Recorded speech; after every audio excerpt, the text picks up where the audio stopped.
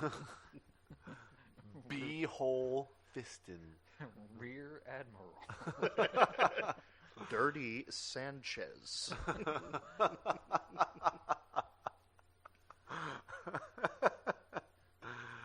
All right, that's good. Oh, All right, are we ready? I think so. I don't think it's out of our systems yet, but we can get through this. All right, just one last thing. Alabama Hot Pocket. Cock. Balls. And cue the music.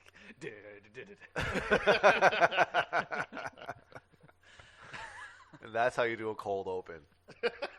Cold cock open. None of this is going into the podcast. Oh, this is bullshit. That's what it is. This is prime radio right here. See right here, this is where we need the William in the background. Bad word.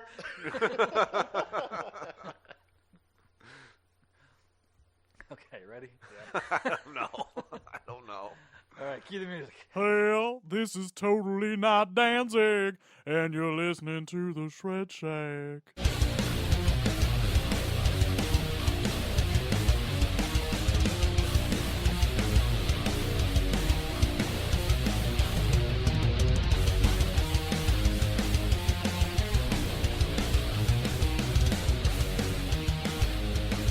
Greetings, folks. I'm Dan Mack. And this is Chris Mack.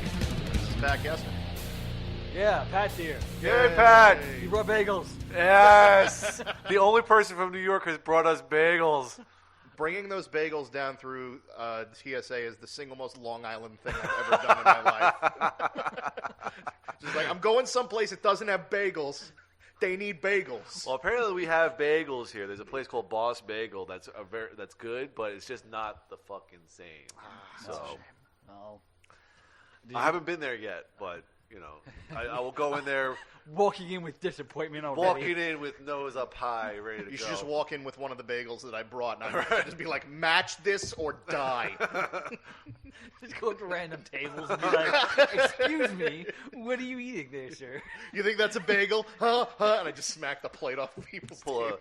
Pull a crocodile Dundee. That's not a bagel. This is a bagel. And then I use my bagel to destroy their bagel. Who is going to out New York me right now?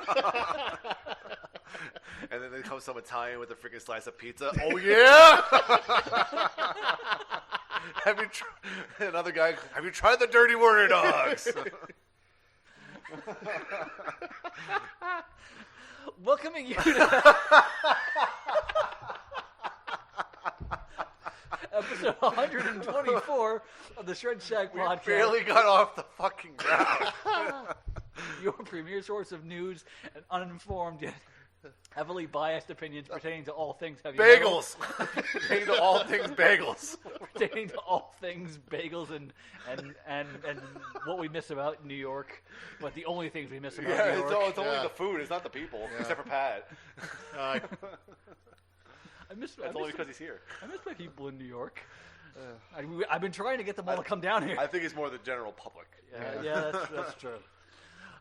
Airing bi-weekly on iTunes, Mixcloud, Google Play, iHeartRadio, as well as on YouTube at youtube.com/theshredshack and youtube.com/adamanstemplum. Let's get started with old business. I still don't have any sound clips set up, so old business. We have no old business. So let's move right along to new business. And with new business, we talk about new album releases, of which we have only one. And who's that? The Rise From Your Grave EP. Oh, you. Okay. Yes. I got it in the mail the day that it came out, or supposed to come out on, what's it called? Bandcamp and through normal sales and whatnot. And it's really good. It's kind of a holdover to the next full length album because their previous album was really ambitious. It was a big concept album. I feel like this one's a little bit more on the thrashier side, but I've only listened to it about 2-3 times so far. It's not very long at all. But yeah, it's the EP, like you said, right? Yeah. So but it's good. I feel like Tom's voice is kind of. is progressing a lot more. It's kind of coming into its own as less sounding like that Misfit sound, and kind of getting his own grit and style. And the music is, like I said, it's a little on the thrashier side, but it's got that cross between thrash and punk, and it's really good. Best track on there is called "Summer's Over," but they're all usually horror based and whatnot, so it's damn good. I recommend that people check it out. So there you go. Let's see what else has been going on, because I don't think anybody else listened to anything new. Have you listened to anything new, Pat? I actually got an advanced copy of the new Kirk Weinstein. Okay. Oh, And, cool. I got to tell you, just because I'm a fan of Crowbar and I love Down, I wanted to hear what he brought to this, and it's a completely different sound from everything that he's done. It's really an interesting take on his own playing. He's always been amazing at pulling together riffs and just really making new stuff out of it. So it's really cool to see him have total control over something. So it's a good first step for him. There's a couple songs on it that I really enjoy. I just love the whole album. It's called Dream in Motion. So check it out when it's actually coming out. I believe it came out yesterday. So, Oh, cool. Yeah, Awesome. So Definitely something worth checking out. good Yeah. timing. Because again, I'm a big fan of Down as well, and I'm excited because the reunion shows that we mentioned for Down, Kirk Weinstein is going to be part of it. Yeah. And I can only hope that we get some new music out of the whole thing. Because I hope so. I remember We were talking about the EP. the 4 EP series, yeah. and we only got 2 of, so they owe us 2 more. Yeah. As far as I'm concerned. Yeah. Well, even if they don't, even those songs that we got on there wasn't a bad one in it. No, there never is a bad Down song, Yeah. really. I mean, I go back and listen to Down Yeah. on a regular basis, so. I'm in the minority where I think that I like Down more than I like Pantera. So because there are Pantera songs that I absolutely hate and I can't listen to. There are no songs from Down where I'm ever I'm not happy that I listened to that. Yeah. And you've got nothing new, right? No, I haven't been able to keep up with anything new recently, but things are slowing down a little bit, so I actually have a list of things I'm going to be pre-ordering in the month of February and March and April, so there are definitely things to be looking forward to. I actually I pre-ordered the Marco Hitala solo album this morning, Oh, that's cool. so that should be coming in a couple of days. So, and I will listen to that and thoroughly enjoy.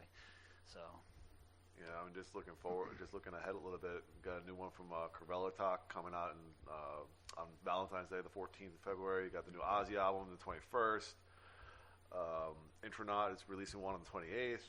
And then we get into March, we got Code Orange, Mierker, Lucifer is releasing a new album.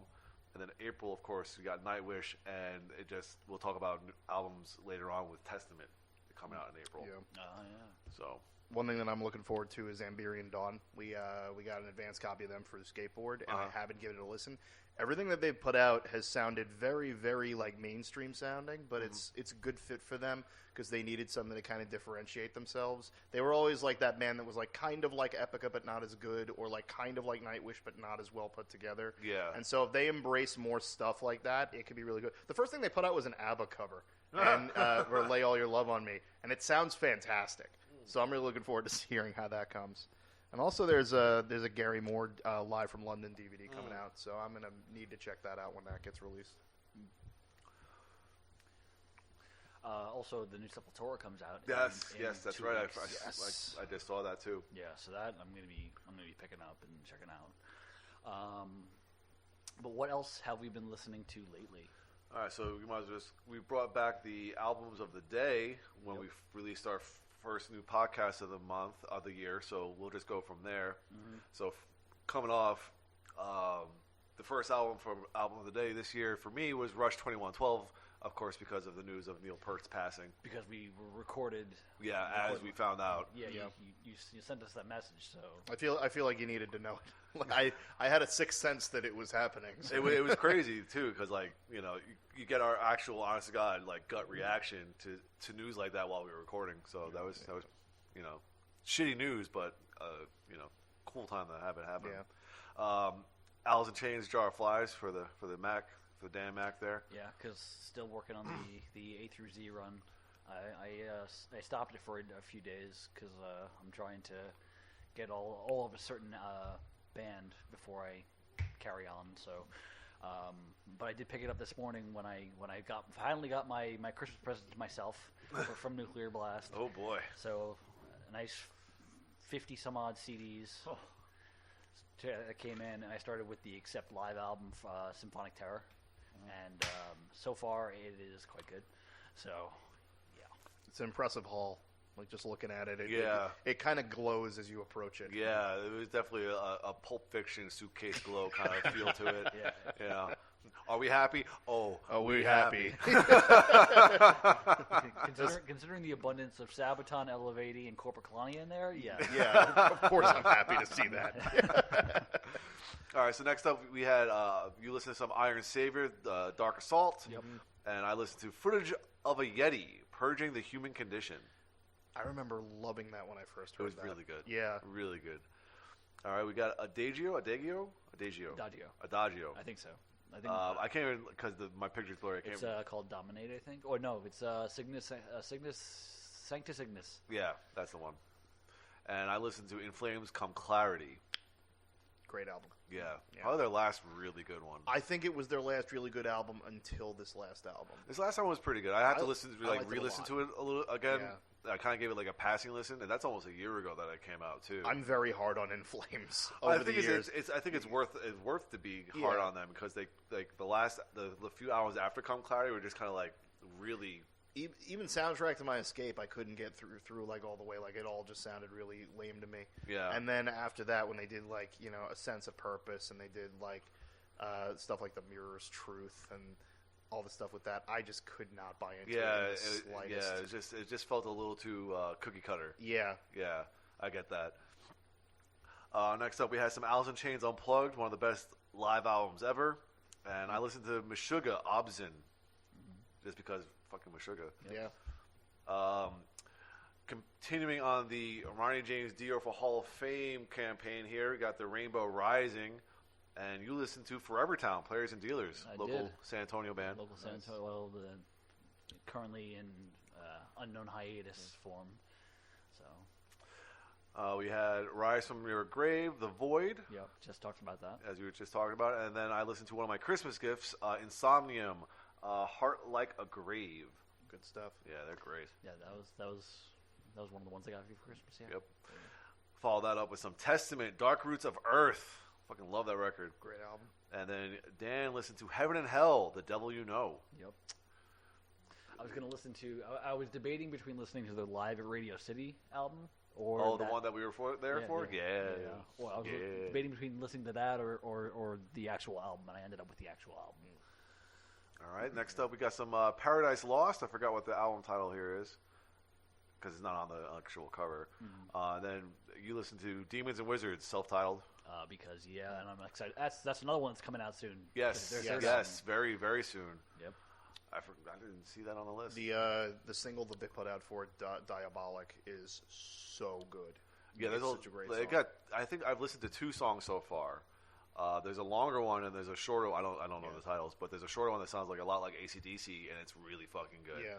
And- The longer one is Diabolic. Oh, okay, And so I will tell you right now, they could have stopped the song like at 4 minutes, because the last like 3 minutes of the song is just like a really long extended outro that just doesn't go anywhere and doesn't really need to be there. But the first half is so good that it just dominates everything else.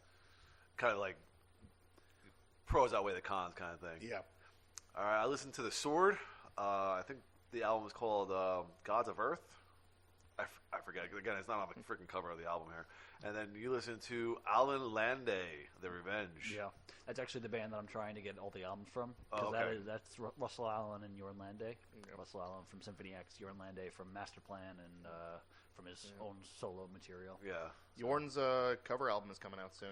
His second one. Like he has a lot of cover albums. Yeah. He His second in the like heavy metal like rock radio yeah, one. he did that. He did an entire album of Dio covers. Yeah. Like I think he did it for another artist as well. I'm not sure, but like he's one of those guys that's just prolific in general. Yep. So I want to get that box set of his because it covers like most of his material. So. All right, next up we had The Shadow Theory, Behind the Black Veil. And I listened to Planet X Universe, and Planet X is just a really good progressive instrumental band. That's with Derek Sherinian, I believe. I'm not familiar. The only reason I have this particular album is that I think a buddy of mine way back when on the construction site handed me a burnt copy of it. I was like, hell yeah, dude, whatever, awesome. It's funny that I was listening to Shadow Theory because that's Devin Graves. You listen to we're coming up. Yeah, we're coming up to Dead Soul Tribe. Dead Soul Tribe, yeah.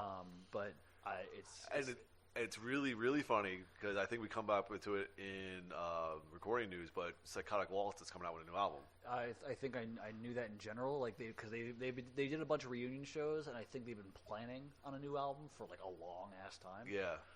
But it's gonna be like it's technically like the first album that Devin Graves has done in 10 years. Yeah. Because Shadow Theory was in 2010, and that was the last thing I know that he did, but he could have done something else in between, aside from the theater equation. So, all right. Next up, we had the Human Abstract Nocturne and My Dying Bride. Feel the Misery. Yeah, I have a copy of that. I think it came from one of the boxes of Fun, and I was not really familiar with their stuff. I like it a lot. It's funny that you mentioned that because they are releasing a new album as well very soon. Yes, they are. And that's another Nuclear Blast thing, I believe, because that came up when I was shopping this morning. Oh, damn. We also have a Lordi album coming out there in the month. Another one? Didn't they just come out with an album? It's called Collection, so I'm not sure if that's... that's an album. That's the one I thought they already released. Oh, okay. Gotcha. Yeah, before the month ends, we're going to get a couple of other ones. Like, we're going to get Heathen. The Collection is coming out. Paul Di'Anno's got a live album. Yeah. Serenity, we got a couple of their singles in, and it's going to be a fantastic album. And, Defiled, Brothers of Metal, who me and Reese are huge fans of. So we're looking forward to hearing the rest of that. All right, and then one last day here, and we're talking about yesterday. How do you pronounce the name of the band that you listen to, Dan? Tistenden? I think it's Tisnaden. Tisnaden, okay. And the album's called The Sham of Perfection, and I listened to Dead Soul Tribe, The January Tree. Yeah, if you're a fan of like Lacuna Coil, Nightwish, Tisnaden is for you. It's got the female lead vocalist, non-operatic, and they're also from Italy. Yeah, so they're just right there with Lacuna Coil, and they have the growling male vocals behind it. So it's kind of in the same vein as like Lacuna Coil. So Temperance is going to come out with a new album too, and they sound a lot like that. They released a single for it called "My Demons Can't Sleep," which is amazing, like really good stuff.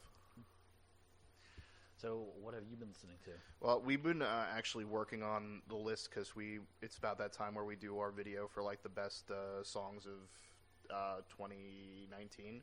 So I've just been going back and looking back on all the stuff that I've been playing over and over again. I think I told you earlier I've been playing 82nd All the Way an unhealthy amount. That's a great song. Someone just covered it. Who covered it? Amaranth. That's right. And they didn't do a bad job. It was pretty good. I'm telling you right now, there's so many amazing songs on Sabaton's last album that really didn't get overlooked, but kind of got like hyped for a second and then got away. Like Seven Pillars of Wisdom is one of their best songs ever. The March of the Dead Men, the Attack of the Dead Men, I should say. One of my favorites on there. Actually wasn't even on the album, but they released an album commemorating the anniversary of Bismarck, and they just released one song for it, and it wasn't even part of the album. So Sabaton had a really good year. Yeah. I've also been listening to just a ton of stuff that we've just been playing over and over again. The Unleash the Archers Heroes EP, which had Northwest Passage on it, which is probably one of their best songs, and it's a cover. New Helvetia I've been playing a lot of, and probably the other one that I've been playing so much is just The Last Volbeat. And it's so good. It's amazing how they took a classic rock approach to it and incorporated everything classic rock in it. The song with Neil Fallon from Clutch. I love that fucking track. Die to Live is so good. Oh my god. And such a good song. I just started watching, I watched and finished actually the show Peaky Blinders. Great fucking show. And they have a song called Cheapside Sloggers, which is about the show. Yeah. So It's really That show is really good. It was made to please me. Like that whole album was like. I think it's like we talked about the show Peaky Blinders recently because they finally used Black Sabbath. Yeah. In the 5th season, and it's a surprise that it took so long because Black Sabbath is from fucking Birmingham. Yeah. So it's like to actually use people who are from Birmingham in the show. It's like it's about fucking time. Yeah. Like you guys wasted many opportunities on that. So. Great fucking show. Yeah, it's really fun. Speaking of Peaky Blinders, look at that hat. Yeah. There's a razor blade in that bad boy right there. Maybe. That's just to keep on working on the skullet, though, right? Yeah. You got to keep the top part bald. It's my comb. So let's go on to news, and I think we start off with the obituaries. Unfortunately, we do, and like we had a bunch of kind of come up in like the last couple of days. But first and foremost, Ray Burton, the father of late Metallica bassist Cliff Burton, passed away on Wednesday, January 15th, at the age of 94.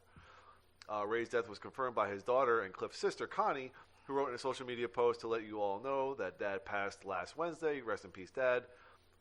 Ray died just 15 days shy of his 95th birthday. God, a long life. Damn. Long life.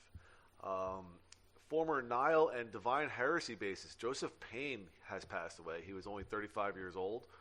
No cause of death has yet been revealed.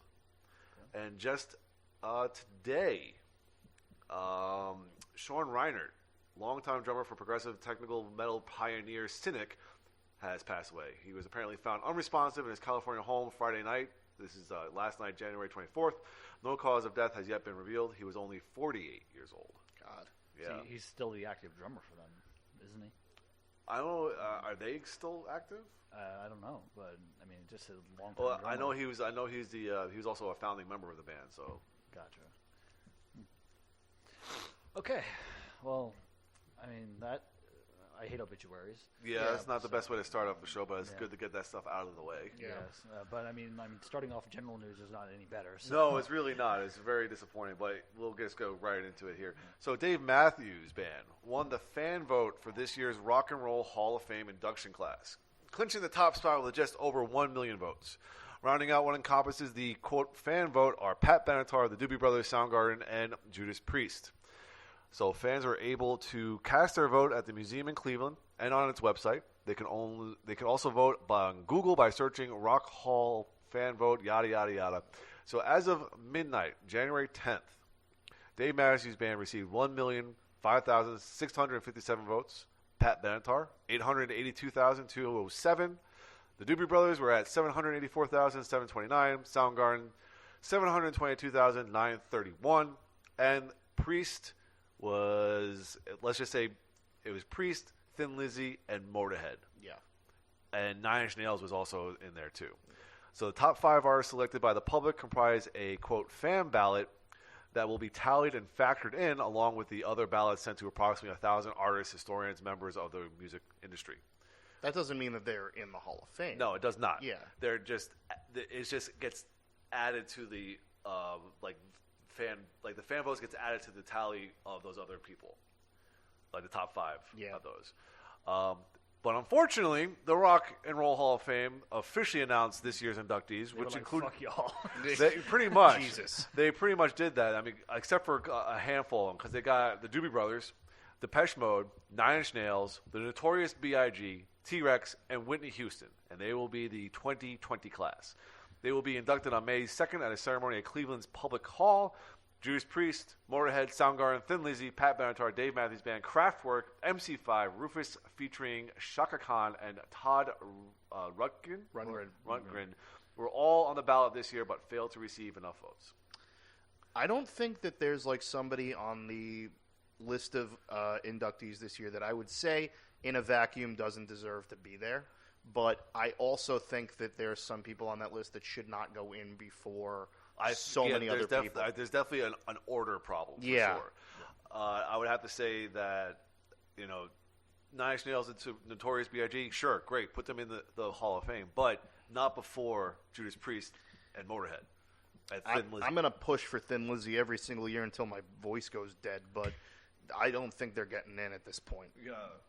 or they're going to get in like 2035 when they've already inducted like Britney Spears and Christina Aguilera. And I also have a problem with them still calling it the Rock and Roll Hall of Fame. Just call it the Music Hall of Fame. Music Hall of Fame. I mean, Yeah. that way, like, you know, the old white dinosaurs can stop complaining about, like, artists like Notorious B.I.G. getting it. It's like, yes, he was very influential, and we're not going to make a whole separate wing of the Hall of Fame for just R&B and keep rock separate. No, it's just Music Hall of Fame. Go generalize. How many years do you think it's going to be before they finally just bring Rob Halford on stage and just spit in his face? Like, it's just every single year, there's so many people where I go like, well, clearly Judas Priest is getting in this year if that's the other nominees. They're like the fucking Leonardo DiCaprio of the heavy metal industry right now. And at this point, like, I would think after, like, 2 years ago when they got rejected, did you see the letter that the Rock and Roll Hall of Fame sent them? No. Basically, it sends them a letter like, well, we're sorry you didn't make it, but it's an honor to be inducted in anyway. And then they ended the letter by saying this. I had to pull this up. If you are touring or simply traveling nearby, please visit our museum in Cleveland, Ohio. Our 6 floors of exhibitions tell a remarkable history of rock and roll and how it changed the world. You're a part of that story, and we'd love to share it with you. Again, congratulations on your nomination. That's balls. That is. Why would they ever even accept a nomination after that? Right? That's dick. I would just flat out just say, like, if they're like, we want to nominate Judas Priest this year, I could go like, nah, that's okay. You can go fuck yourself. That's wow. That's cold-blooded. It basically just says, like, we've acknowledged you. Don't you appreciate us? Yeah. Look, we said that you're good, just not as good as Whitney Houston in rock and roll. So I think the problem I also have with Whitney Houston, yeah, she's a great performer, but she did not write a single one of her own fucking songs. Yeah. Not a single one. So I understand that she's a great performer, but what's her contribution besides singing well? Well, there's no Songwriters Hall of Fame ceremony, so I mean there should be. There should be, absolutely. There absolutely should be, because there's people who've written more influential songs than like bands wrote influential songs. I mean, yeah, for real, there should be fucking Songwriters Hall of Fame. I mean, there's probably people in the Hall of Fame on the back of somebody who wrote the song for them. Yeah, you know, and that's a shame. But that's the thing. Like, at this point in the day, like it only becomes a thing to like kind of grab headlines and get the most people interested in watching your show. Otherwise, they would only do rock acts that are like strictly rock. Yeah, because like, you know, even when the Grammys like give out the awards for rock and metal and stuff like that, they do it on the day show where nobody's watching. Yeah, no one watching. It's a shame. Yeah. And then the only kind of rock performers that they have are their old safeties, like Aerosmith's performing at the Grammys. Metallica performs at the Grammy every other year. Yeah. Like, all people that they know people will accept. It's not like they're going to get, you know, here's our nominee from this year, Lamb of God, up on the fucking stage. No, that's not going to fucking happen. No. I mean, I think the closest thing they got to anything outside of the mainstream knowledge is that they had Body Count perform once. That's it. And that was, again, on the untelevised show. Yeah. It's just disappointing. It is. But that's what you get when you're a metal fan. Yeah, a lot of you get used to the disappointment. Yeah, you get mainstream disappointment. We got you your favorite thing, disappointment. Maybe it's Ghost kills yourselves now. Yeah. Maybe it's time to start my side band, Planet Piss. Yeah. Maybe it's time for me to start my side band. Oh, wait, my side band got nominated for a Grammy. And they still didn't acknowledge it. But I got this letter telling me to visit.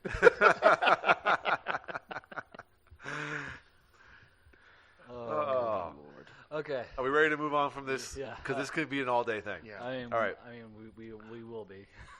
All right, so drummer Stefan Husky Huskins has announced his departure from German thrash metal veterans Sodom. Huskins said in a statement, "Unfortunately, I have to tell you that I have to leave Sodom due to some changes at my full-time job, as well as a few other matters. I do not see any chance of continuing to crush the skins for Sodom in the future. I had a great time. I'm proud of what we achieved." And he thanks the band members, the entire crew, etc., etc. It was an honor to be part of one of my two all-time favorite bands during the last 2 years. There are always important decisions in life, and this is one of them. Thanks for everything. It's a shame because he was good. Sodom was I only have one of their albums, and they're pretty intense. So I think this just goes to show that like a lot of people make the misconception that as soon as you become a touring rock band that you make a lot of money. They're like, no, this guy still has a full fucking time job. Yeah. I mean, he still does shit. I mean, I remember working in construction, and fucking Tim Williams from fucking VOD, you know, big rock star, he's fucking cutting stud with the Carpenters Union because, you know, he's off tour, but he still needs to make money. Yeah. So, I know Jill from Huntress, she used to work as a dental hygienist when she was off tour. I think somebody once told me that one of the members of Symphony X used to work at a Guitar Center, or that doesn't or surprise me at all. Like yeah, that. Yeah. Like this was a long ass time ago, so who knows? But considering that they're now going back on tour, they're probably taking a long vacation from work. Yeah, you know. I don't know why anybody from Symphony X would want to work in a Guitar Center, just surrounded by people buying their first guitar, hearing them strum notes for the first time. You could just, and you could just see them like they must have like 30 crushed stress dolls behind them, and they're just like, no, you sound good. It's definitely the guitar for you. Squeak, squeak, squeak. I can see like Michael Romeo, Yeah. like just kind of opening up the doors for the day and being like, "Welcome, peasants."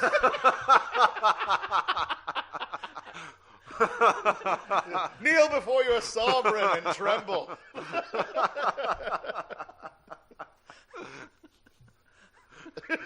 What can I sell you today that's going to make you think you suck less? There's just a sign out front that just says, play the solo from Major Innocence or GTFO. No stairway. Denied. All right. Iron Reagan have parted ways with bassist Rob Scotus after apparent sexual misconduct allegations. God. That was just a mutual... that was in harmony. That was incredible. Yeah. Well, because that's what's the reaction you can give to that? I know. Yeah, it's just like, oh, come on, it's man. Pure disappointment. Yeah. It's like not even mad, just disappointed at this point. I'm mad. Screw that guy. Fuck that. Yeah. I mean, god damn it. All right. Let's move on. Yeah. So, according to the Daily Dead, Slipknot and Stone Sour frontman Corey Taylor has teamed up with Tom Savini Studios for his upcoming horror film. Of course, Savini is a horror filmmaking icon who made his name working on makeup and visual effects for Dawn of the Dead in 1978 and Friday the 13th in 1980. He's also recognizable for acting in several Robert Rodriguez-directed projects, including the Machete films From Dusk Till Dawn and From Dusk Till Dawn. This is going to be Taylor's directorial debut, and it's currently in pre-production. And both Savini and his right-hand man, Jason Baker, will be joining forces with Taylor for the project. I am excited for this. We must pray that it's better than Fred Durst's directorial debut. Or Danzig. Yeah. Again, I'm interested in doing this, getting the Veronica set just to watch it and do like a reaction video. Is it as bad as people say? I was mentioning that to him yesterday. So. Yeah, and I'll tell you what I told him. That's a terrible idea, and you should definitely do it. I mean, come on. I mean, it's no worse than trying to watch The Room. I mean, I've only watched The Room with riff tracks. I haven't sat down and tried to watch it by itself. You know, I don't recommend it.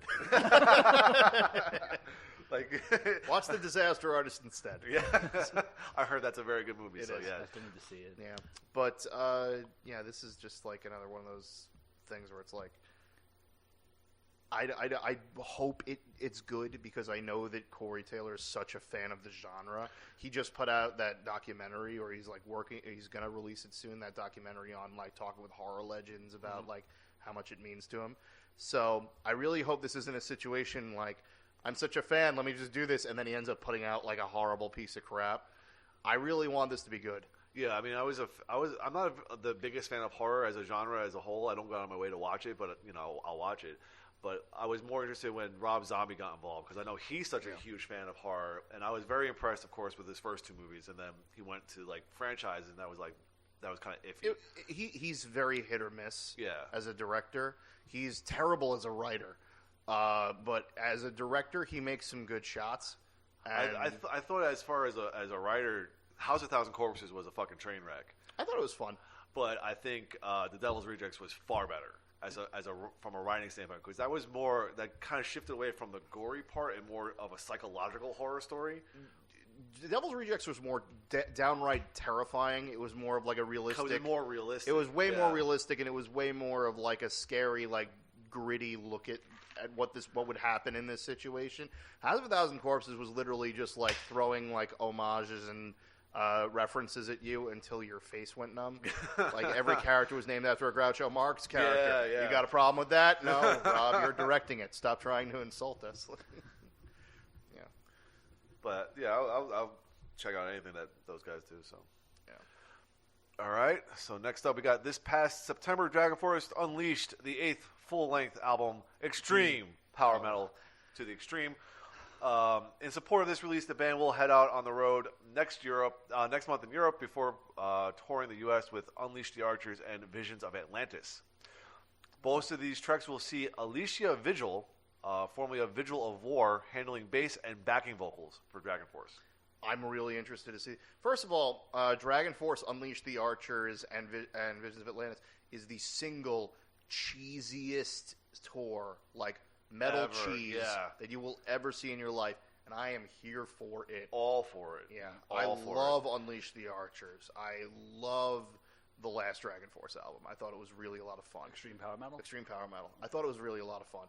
Well, they're just a lot of fun in general. They're in general a lot of fun. When you stop trying to overanalyze Dragonforce, you just enjoy it for what it is. Yeah, it's just blatant, fucking noodling. Wankery. Yeah, it's wankery. It's total wankery. And Visions of Atlantis had 2 really great albums for the last 2 ones. So really looking forward to that.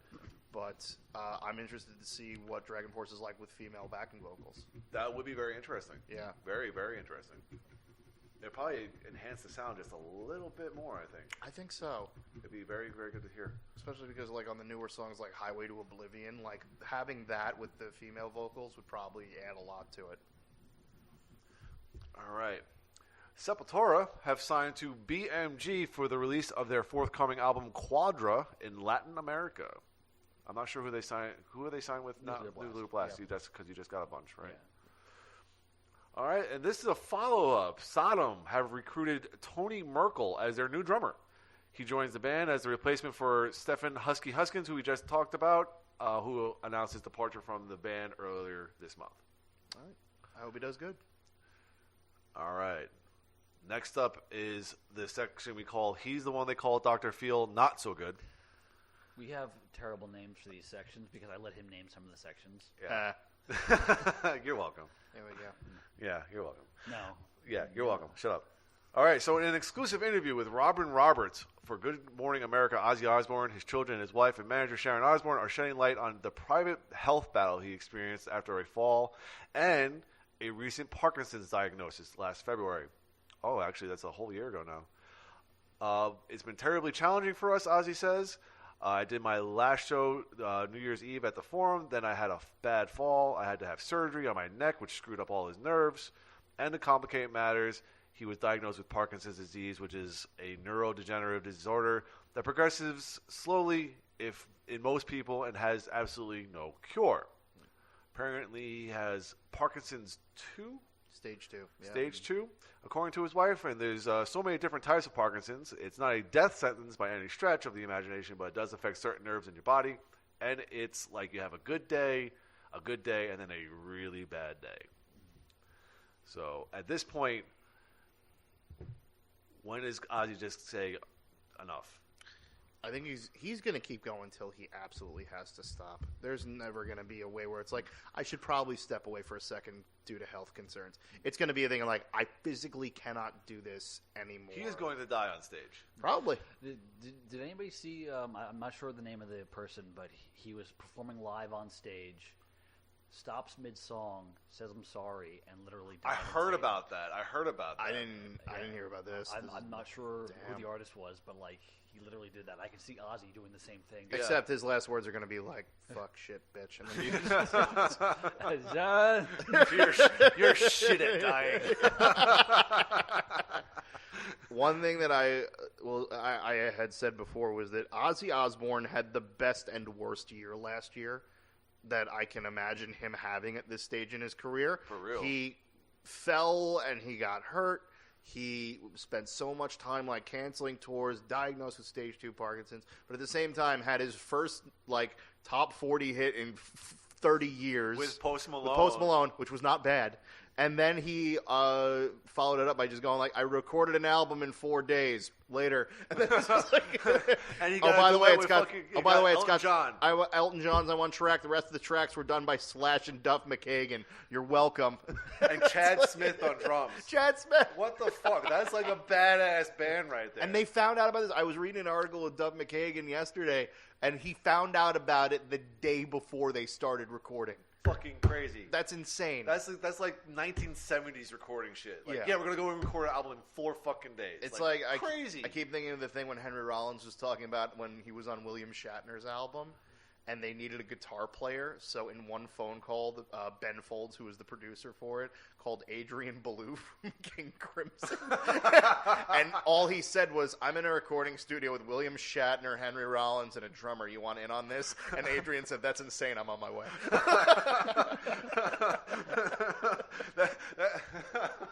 That just reminds me of a picture I saw. I think the picture, it was John Cusack, someone else, and Hunter S. Thompson in a convertible with a fucking blow up doll in the backseat. It's like, get in, loser. We're doing drugs. I don't remember who exactly was in the picture, but of course it had to do with Hunter S. Thompson. It's like, it just, we're going to a studio and I'm with blah blah blah blah blah. You want in on this? Like, there's no, like, of course. Yeah. I feel bad for Ozzy, but I also, like, there's a part of me that, like, thinks to myself, like, there have probably been parts of his life where he's been in worse physical condition than this, and he still persevered. Well, the thing about it is that, of course, shortly after this announcement, I saw an article about how people, like, people saying that, Parkinson's can affect the way you sing. Yeah. I mean, and the thing is, he's already having enough problems singing as it is. Yeah. To add this on top of it, I mean, he is a singer. Yeah. I mean, it kind of defeats the whole purpose. Unless you're going to go up there and just lip sync, I mean, what are you going to do? Yeah. You're just going to keep on disappointing fans. Yeah. I mean, I've kind of refused to go see Ozzy because the last time I did, he sounded terrible. This is also like 15 years ago. Yeah. I saw Black Sabbath 2 or 3 years ago when they did the End tour, and he sounded fine. Mm-hmm. Like, it was really, like, legitimately, like, it blew me away how I was like, oh, I expected way worse than this. Wow. Okay. So maybe I'm wrong. Yeah. I think it might be on a show-to-show basis. Like how, like... It probably is. Like how some people say that, like, that's what it's like seeing Guns N' Roses. Where it's like, it's either the best show you've ever seen in your life, or you run screaming to the gate to get your money back after the third song. Well, according to the tally from their last tour, no one's going back and getting their money back. They're making shit tons. Yeah. Shit tons. All right, so last but not least here, Marilyn Manson and the Mars Volta bassist Juan Alderete, but he's in a coma after suffering a serious injury in a bicycle accident. Jeez. According to his wife Anne, the 56-year-old musician sustained serious head trauma in the form of a traumatic brain injury. I have no details of what the accident was, but a bicycle accident. Which probably means that he got hit by a car or something. Yeah. Either that, or if he was a mountain biker, he fell. Yeah. Yeah. Yeah, so you That's never. rough. Yeah, that's terrible. Pulled a hot rod fall. Yeah. Oh my Jesus God. Christ! Have you seen Hot Rod? I've never seen Hot Rod, but I know the scene you're talking about. yeah. I literally just watched it for the first time 2 days ago. Yeah. Nice. It was very funny. Yeah, that scene, like the kick dancing scene, Yes. is hysterical. But that fall, like, just goes on. Yeah. But something like that, would be pretty nasty, especially in the mountains. Yeah. Where it's not grassy, it's just rocky. Yeah. But I'm more so imagining getting hit by a car. Yeah, I can imagine this doing in more of an urban setting. Yeah. All right, so we got nothing for the crime blotter, fortunately. That's good. All right, so let's get into Metallica breaking shit. This segment used to be about Metallica breaking records, but now it's just for Metallica news. Cool. Because there's always at least 2 or 3 articles about them every week. So, Nice. So Metallica frontman James Hetfield recently donated his collection of 10 highly regarded custom cars to the Peterson Automotive Museum in Los Angeles. Starting February 1st, Hetfield's cars, a number of guitars, photos, and memorabilia will be on the floor of the venue in the museum's Bruce Meyer Family Gallery until October. Hetfield will be at the museum on January 30th when a ticketed opening reception is being held along with a, quote, fireside chat and an auction of 2 other Metallica of his limited edition ESP guitars. This is probably going to be his first public appearance since entering rehab. Mm-hmm. So this is a very cool thing and very positive outlook for the future of Metallica. Well, they haven't said anything about him leaving rehab. No, they have not. So I'm assuming that this is something that he's. I mean, it's a passion of his, so it's probably something that's like he's very much looking forward to. Yeah. So that's good. Yeah. You know, and again, they have a lot of stuff lined up for this year, so it's good for him to be getting out this early and doing stuff. The way that he approached going to rehab too is really worth mentioning, because like it wasn't in a sense of like there was an incident or like there was like fans like had a problem with it or he was clearly like struggling. It was a thing where he recognized it himself and just checked it in. Yeah, like, that's good. I think it was a problem with Temptations. So. Yeah, that's what there was no reports about him actually like falling off the wagon or so to speak. But again, he had. I think they were probably talking a lot about what they're going to be doing in the next year. And he probably saw like the aspects and he foresaw like problems. And he's like, all right, I need a top off. Yeah. And good on him. Yeah. For real. You know, because I know he's an inspiration to a lot of the people who got sober after he did. Yeah. You know, we're talking about like Randy Blythe, Jamie Josta, a bunch of guys like Ivan that. Moody from Five Finger Death Punch. Yeah. Like, a couple members from Five Finger Death Punch, I think. I think, I mean, he's been like almost like an ambassador for sobriety in the metal community, which is awesome. Yeah. But also, just as far as sobriety in the metal community, like in the rock community in general, Alice Cooper. Yeah, for sure. Absolutely. Yeah, I think we've talked about that before as well. I'm fairly certain I've heard somewhere that he's actually like a sponsor for Dave Mustaine. I wouldn't doubt it. Yeah. So I wouldn't doubt it at all. I think James Hetfield is the rehab go-to guy for people who hate golf. Alice Cooper is the other guy. And James is like, we could do a whole bunch of other shit. Yeah. Look, have you tried looking at cars? Just stare at this car until the temptation goes away. How about killing bears? Like I gave up drinking, but I'm still hunting like a motherfucker. There's no middle ground. It's either you go golfing, you wear the knickers, you sit and drink tea, or you kill a bear with your bare hands. You put on some camo, you go kill a bear in Russia, you skip the vodka shot, but you're okay because you killed the bear. You scream, spit out the bone as you take the head above your head. Ah! Yeah! All right, last bit of Metallica news here. We got Kirk Hammett is collaborating with Fleetwood Mac co-founder Peter Green on a book and music project for Rufus Publications. Hammett was at Abbey Road Studios in London last week to record, quote, something very special for the project, which will feature guest appearances by several other artists. It's a weird combination, but I'm into it. Yeah. All right. So our next section here is Dan's favorite. It's called Feudin instead of Foolin'. Feudin. All right, I need to collaborate with you guys on some topic names here. I actually stole that one from Metal Sucks. Yeah, I was about to say, like, I knew that sounded familiar. Yeah, I stole that one. You know. It still sucks. Because metal sucks. No. So here we go. On January 9th, L.A. Guns guitarist Tracy Guns and vocalist Phil Lewis filed a complaint in California District Court against their longtime former bandmate drummer Steve Riley. Joining Riley as defendants in the case are the 3 musicians, including classic-era L.A. Guns bassist Kelly Nichols, who performed in his recently launched version of L.A. Guns.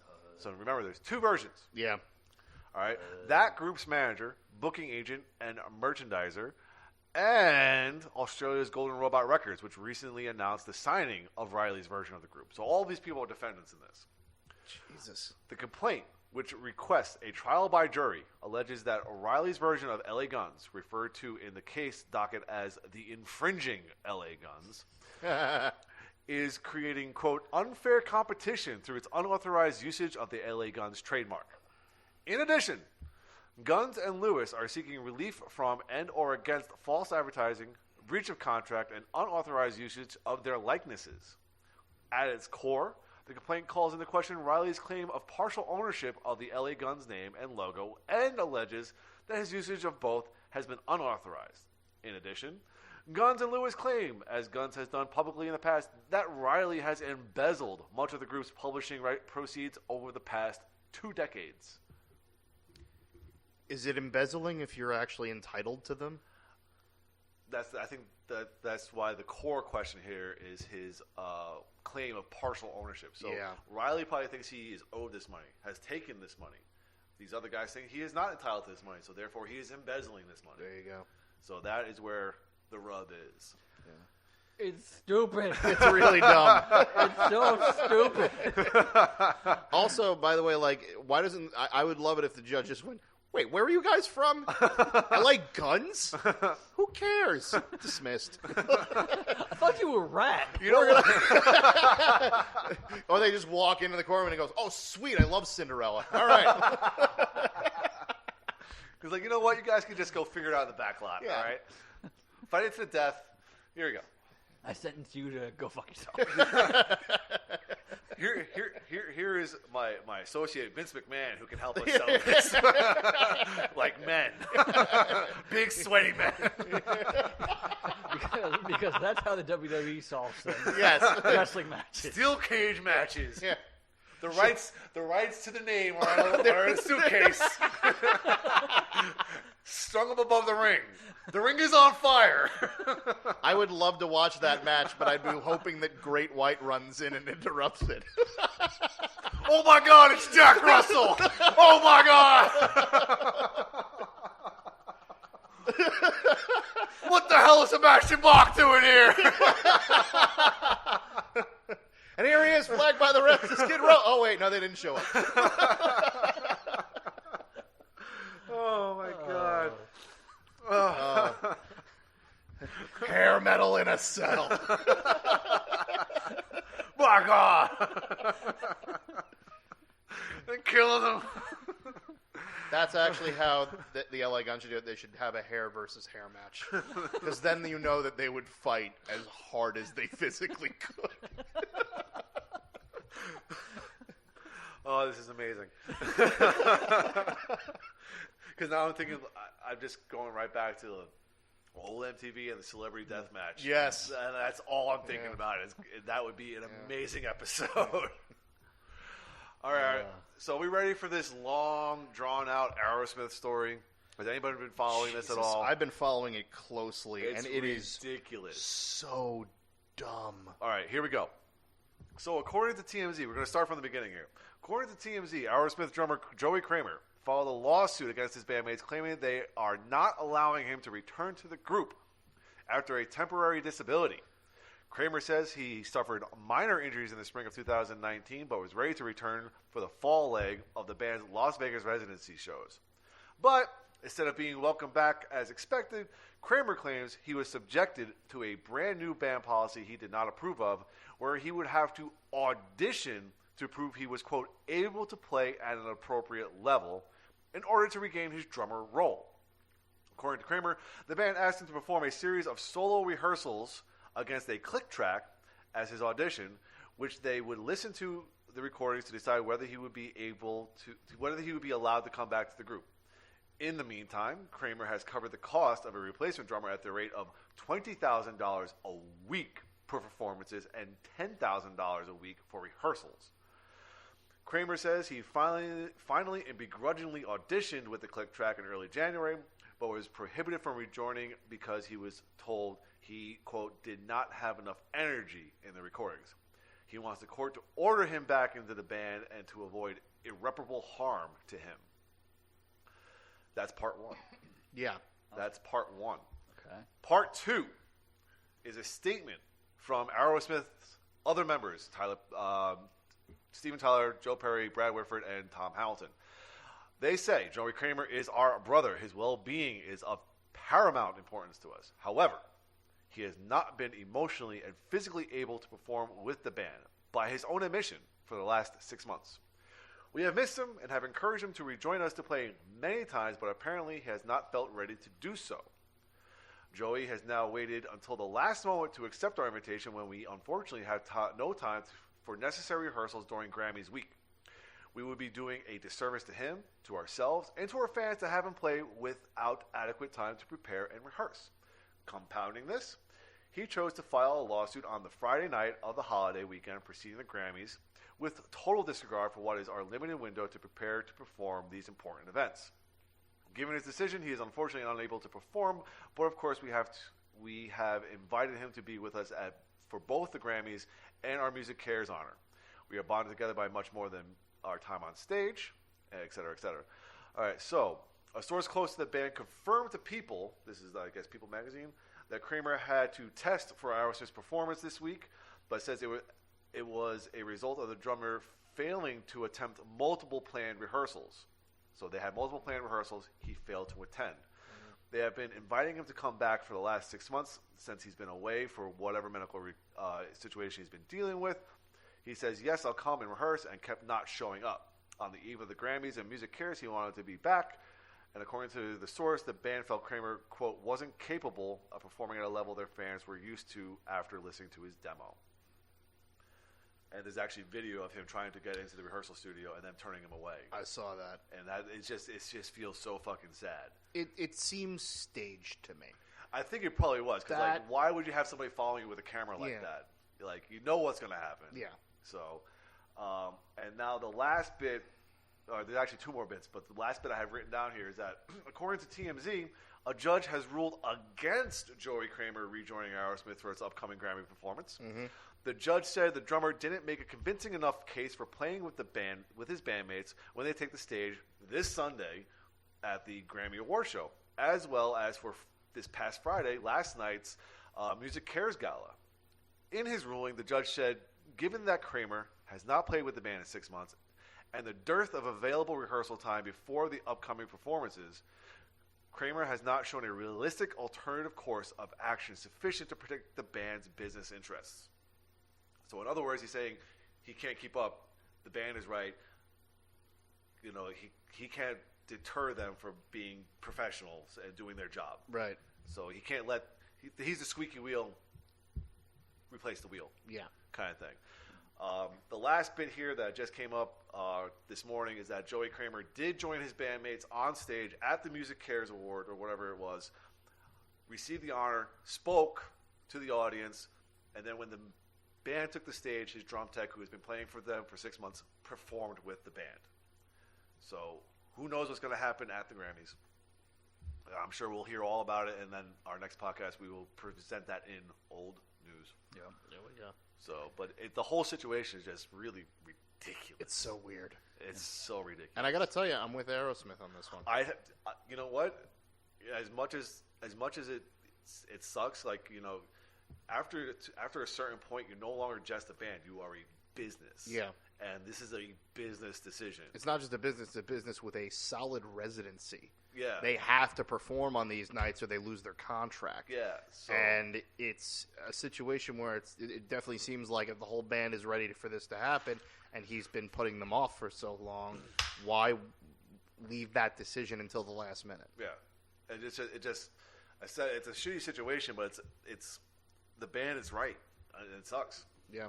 But again, business is business. And for them, business has been really good as of late. Yeah. So you can't let one dude hold your whole band back. Yeah. And he's the drummer. It's not like it's Steven Tyler. If Steven Tyler would understand and be a little bit more understanding because he's the voice of the band. But Joey Kramer's, you know, just a drummer. Honestly, anybody in that band except for Steve Perry, Joe Perry and Steve Tyler.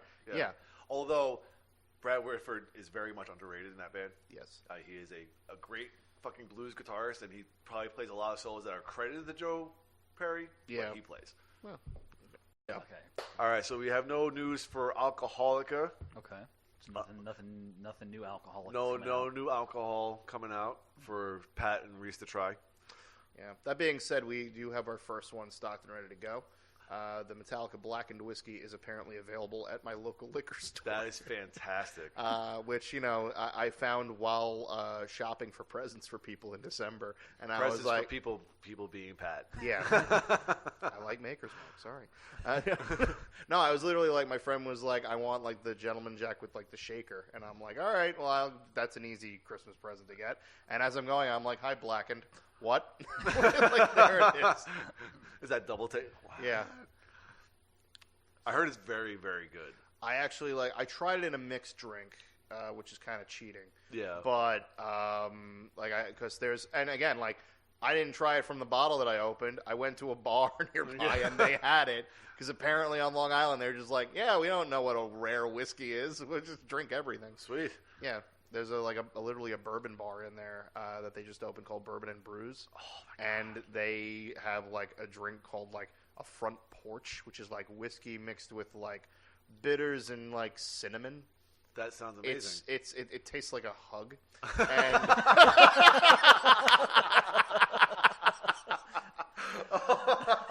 a warm southern, bless your heart. yeah, no, it's like you've had a long journey. Why don't you come down and tell me a long story?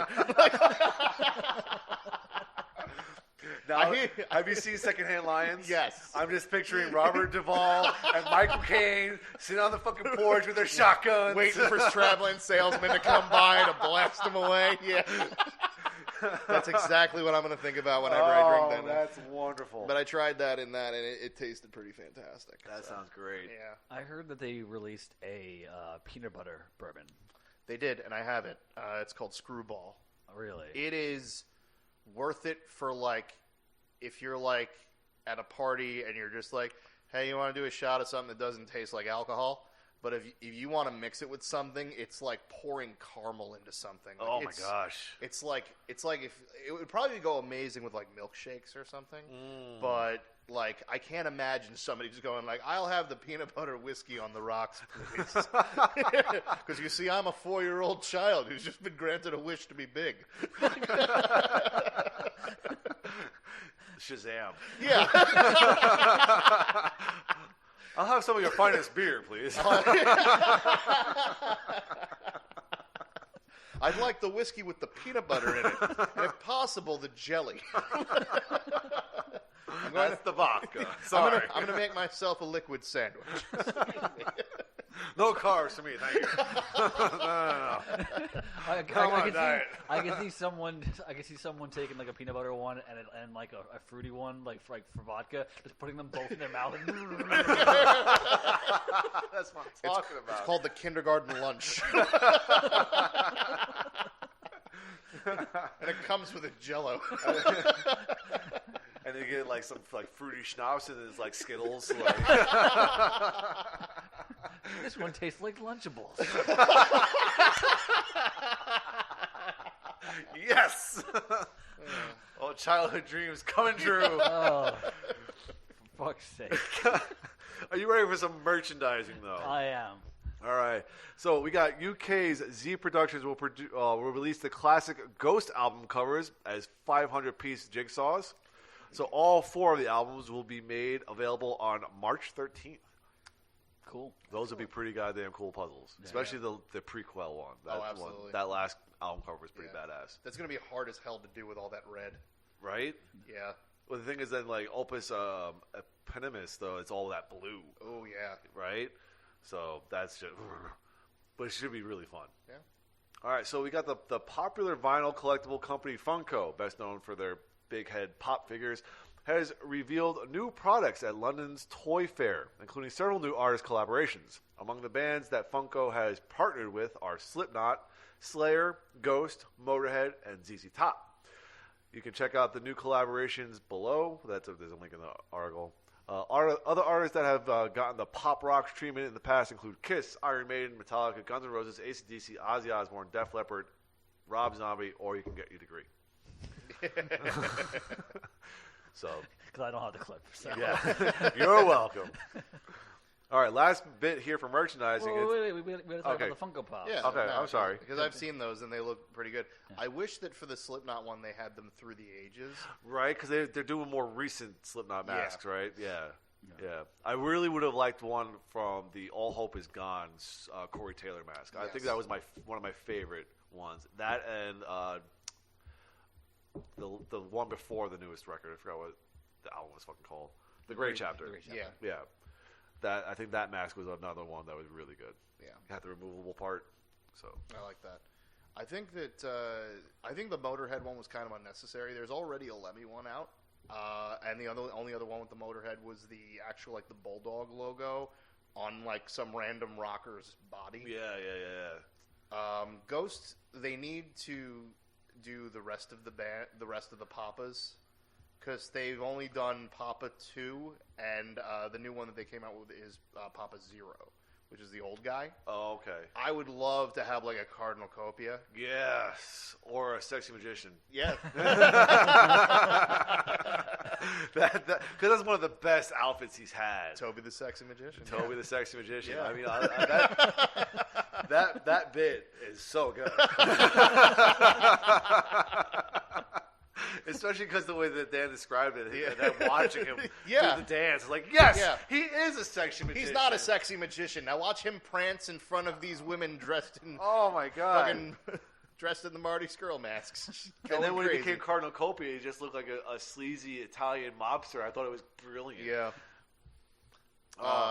When he was Toby the Sexy Magician the third time, like that was when he like officially like started like acting like a rock star, and I think it really helped him out so much. Yeah. They should really have the pops for that, and like not the old Pope guy. Yeah. Who was the front man for when the band wasn't a band in their history. It was just him. It was just him like doing like old 60s stuff, which was the EP they came out with this year was called like 7 Inches of Satanic Panic.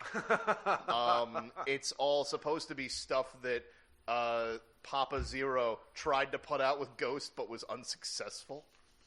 So it has songs like Mary on the Cross and Kiss the Goat, and it's really funny. I'm such a fan of the way he continues the storyline with his band. Yeah. Like he creates like a mythos around it. Yeah. And it's so great because then you talked like after everyone knew it was Tobias Forge, it's just like it was just something that he does. Like that's a character finally. Yeah. You know, and it's just so great. It's so fun. Yeah. That's why I love the band. Like I know they get a lot of crap, but I think they're great because of they don't take themselves as seriously as other bands. Keep that in mind when we get to the talking point later, because it's going to come up a lot. Okay, good. All right, are we ready for the last bit of merchandising here? Yep. I'm not so sure if this is merchandising because I think it's actually legitimate currency here, but the Royal Mint has announced the iconic band Queen will be celebrated with the launch of a commemorative coin collection. Buying. Making it the first time that a British band has been celebrated on UK coinage. The design is the first in the Royal Mint's new Music Legends collection. Now, I don't know if you've seen pictures of this. Yeah. And they are pretty goddamn cool. Yep, bought. Yeah. They look pretty awesome. Just send me a link. Yeah, they look great. So, definitely a good thing for collectors. And again, I think it is like, I mean, I know they're commemorative coins. I'm not sure if they're actual currency, but still awesome. Yep. I think that would be like a total power move, is to just like, you know, I paid $300 for this, but I will use it to buy this $1 candy. Are you using Queen currency or the Queen currency? I'm using the right Queen currency. The rightful Queen. Yeah. You are not my queen. I'm using this to buy an ice cream before I sing Stone Cold Crazy to myself. With brain freeze. Yeah. Cornetto. All right, so we're going to get into some recording news now for you. All right. Body Count will release its new album Carnivore on March 6th via Century Media. I need to catch up on their stuff. It's very good. I just find it great that they're being prolific. You know, I mean, they released an album last year. This is going to be their second album in 2 years, and you know, they haven't been active in 20? Yeah. So that's pretty awesome. Ice-T's been busy busting criminals. So, I mean, he's got to retire sometime. Yeah. I mean, it's dangerous on those. I actually kind of follow it like in the logic that in my head that's canon. That like it's the same guy. It's same as the guy on Law and Order SVU, and this is just what he does when he's not. So like he was a gangbanger at first, then he became a cop. Then he became a cop. Now he sings songs. Now. You know, he has bad boy phase where he was singing Cop Killer, but then he became a cop kind of thing. Yeah.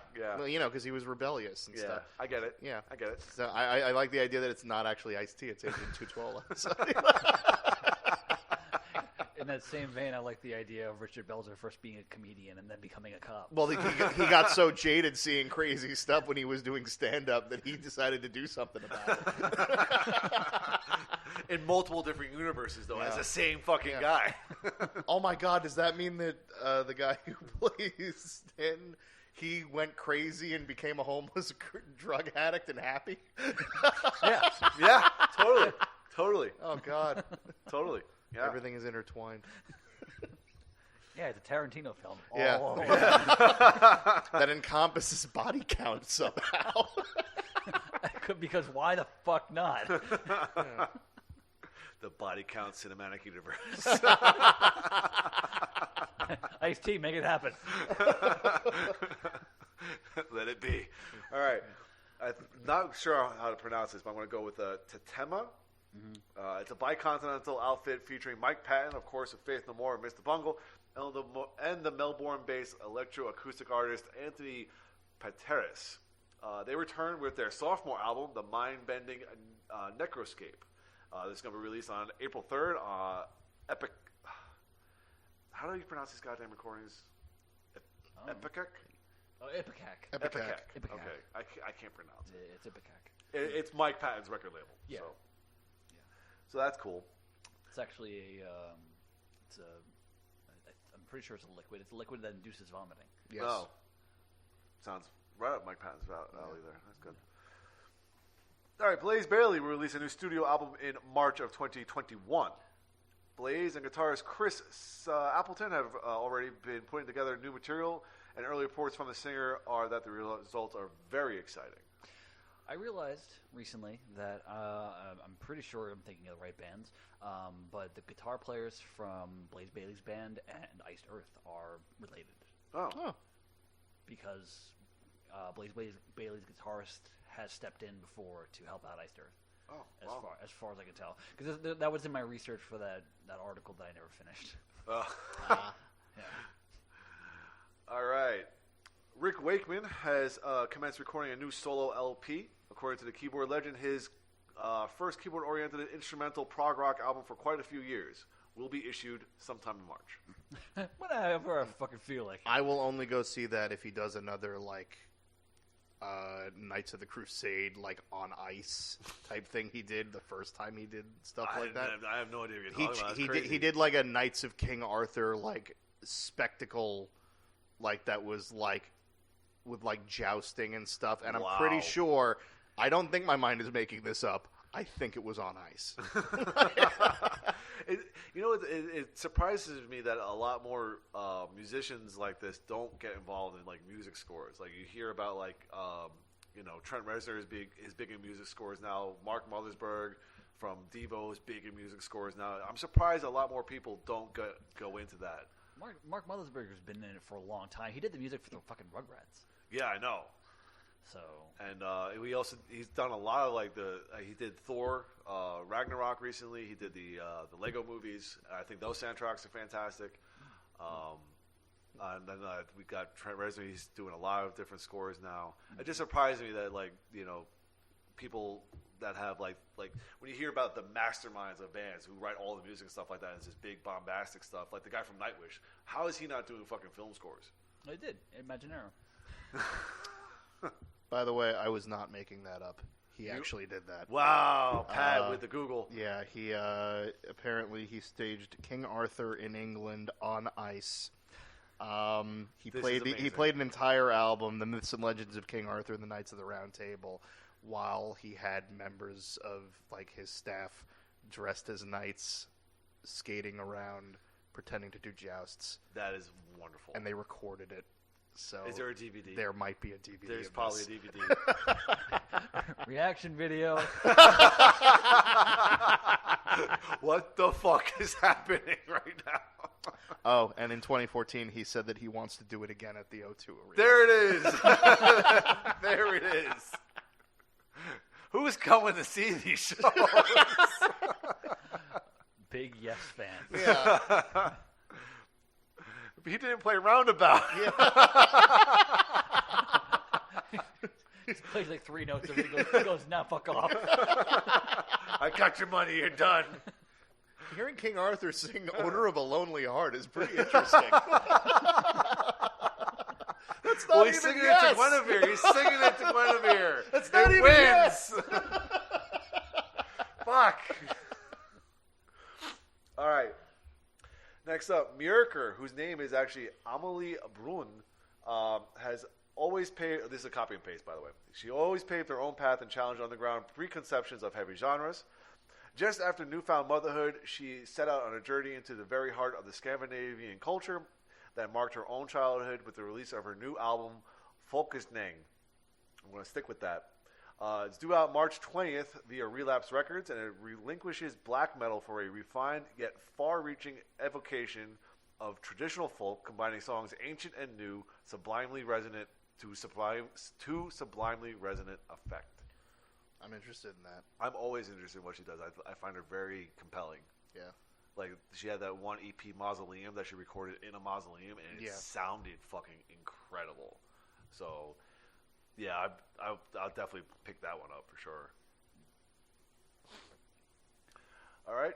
Joe Satriani is ready to kick off the new decade with a new album and world tour. Set for release this spring, Shapeshifting marks the legendary guitarist's 18th studio album in his nearly 35-year career in music. Good Lord.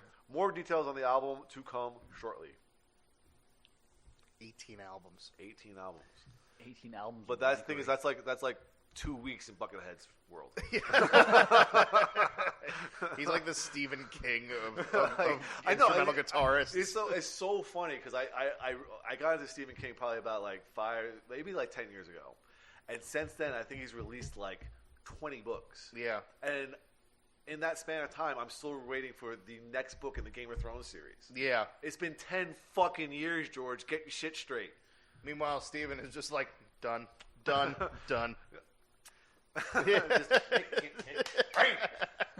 He makes it rain actual paper. And the funny thing is that he releases a book, and like almost a year later, that book gets turned into a movie or a TV series. Yeah, like he is just banking on this shit. He's got it down to a science. Granted, I'm still not sure with however much he's worked, he made as much money as George R.R. Martin. Probably not. Probably nowhere near. Which is probably why he's still selling his movies for like the rights to his stories for like $1. I like just trying to get the royalties from it. I'd love it if George R.R. Martin wrote not only the next book, but the next 5. And in his will, he just says, wait 5 years and then release all of them. The thing is, there's only supposed to be 2 more books. There's only supposed to be a series of 7. We're up to book 5. We've been waiting for like 10 years for book 6. And the thing is, he's like 70-something years old. So if he does this like every 10 years, he's going to fucking die before he finishes the story. And we'll be left with the HBO version. All right, you know what? I think in George R.R. Martin's mind, that's the best thing that could happen. Motherfucker. Just the king of unhappy endings. Oh. Just the last page that he writes is just, ha ha, fuck you, with the last of it trailing off as he collapses. No, it's just, he just ends it the way I surmise movies to Dan. Everybody dies. Yeah. I was gonna say, like, saving off the best character kill off for last, himself. Yeah. Right before he finishes the 7th book. Motherfucker. Ugh. Like he finishes the 6th one. He's 1 word into the 7th, and he dies. Yeah. Motherfucker. And that's the first word of the 7th. Motherfucker. And it comes out as the biography of Samuel L. Jackson. That's the forward. Motherfucker. Well said. And HBO somehow ruins that too.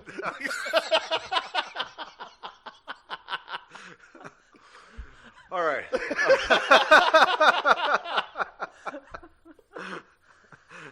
He stutters on fucker or something. There's just something wrong. Samuel L. Jackson is being played by Scarlett Johansson. In blackface. They're just jumping the shark all over the place here.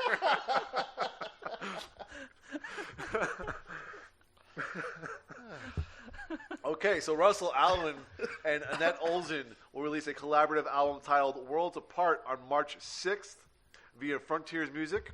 The project will be issued under the moniker Allen Olsen. God damn it. Stop releasing shit, Russell Allen.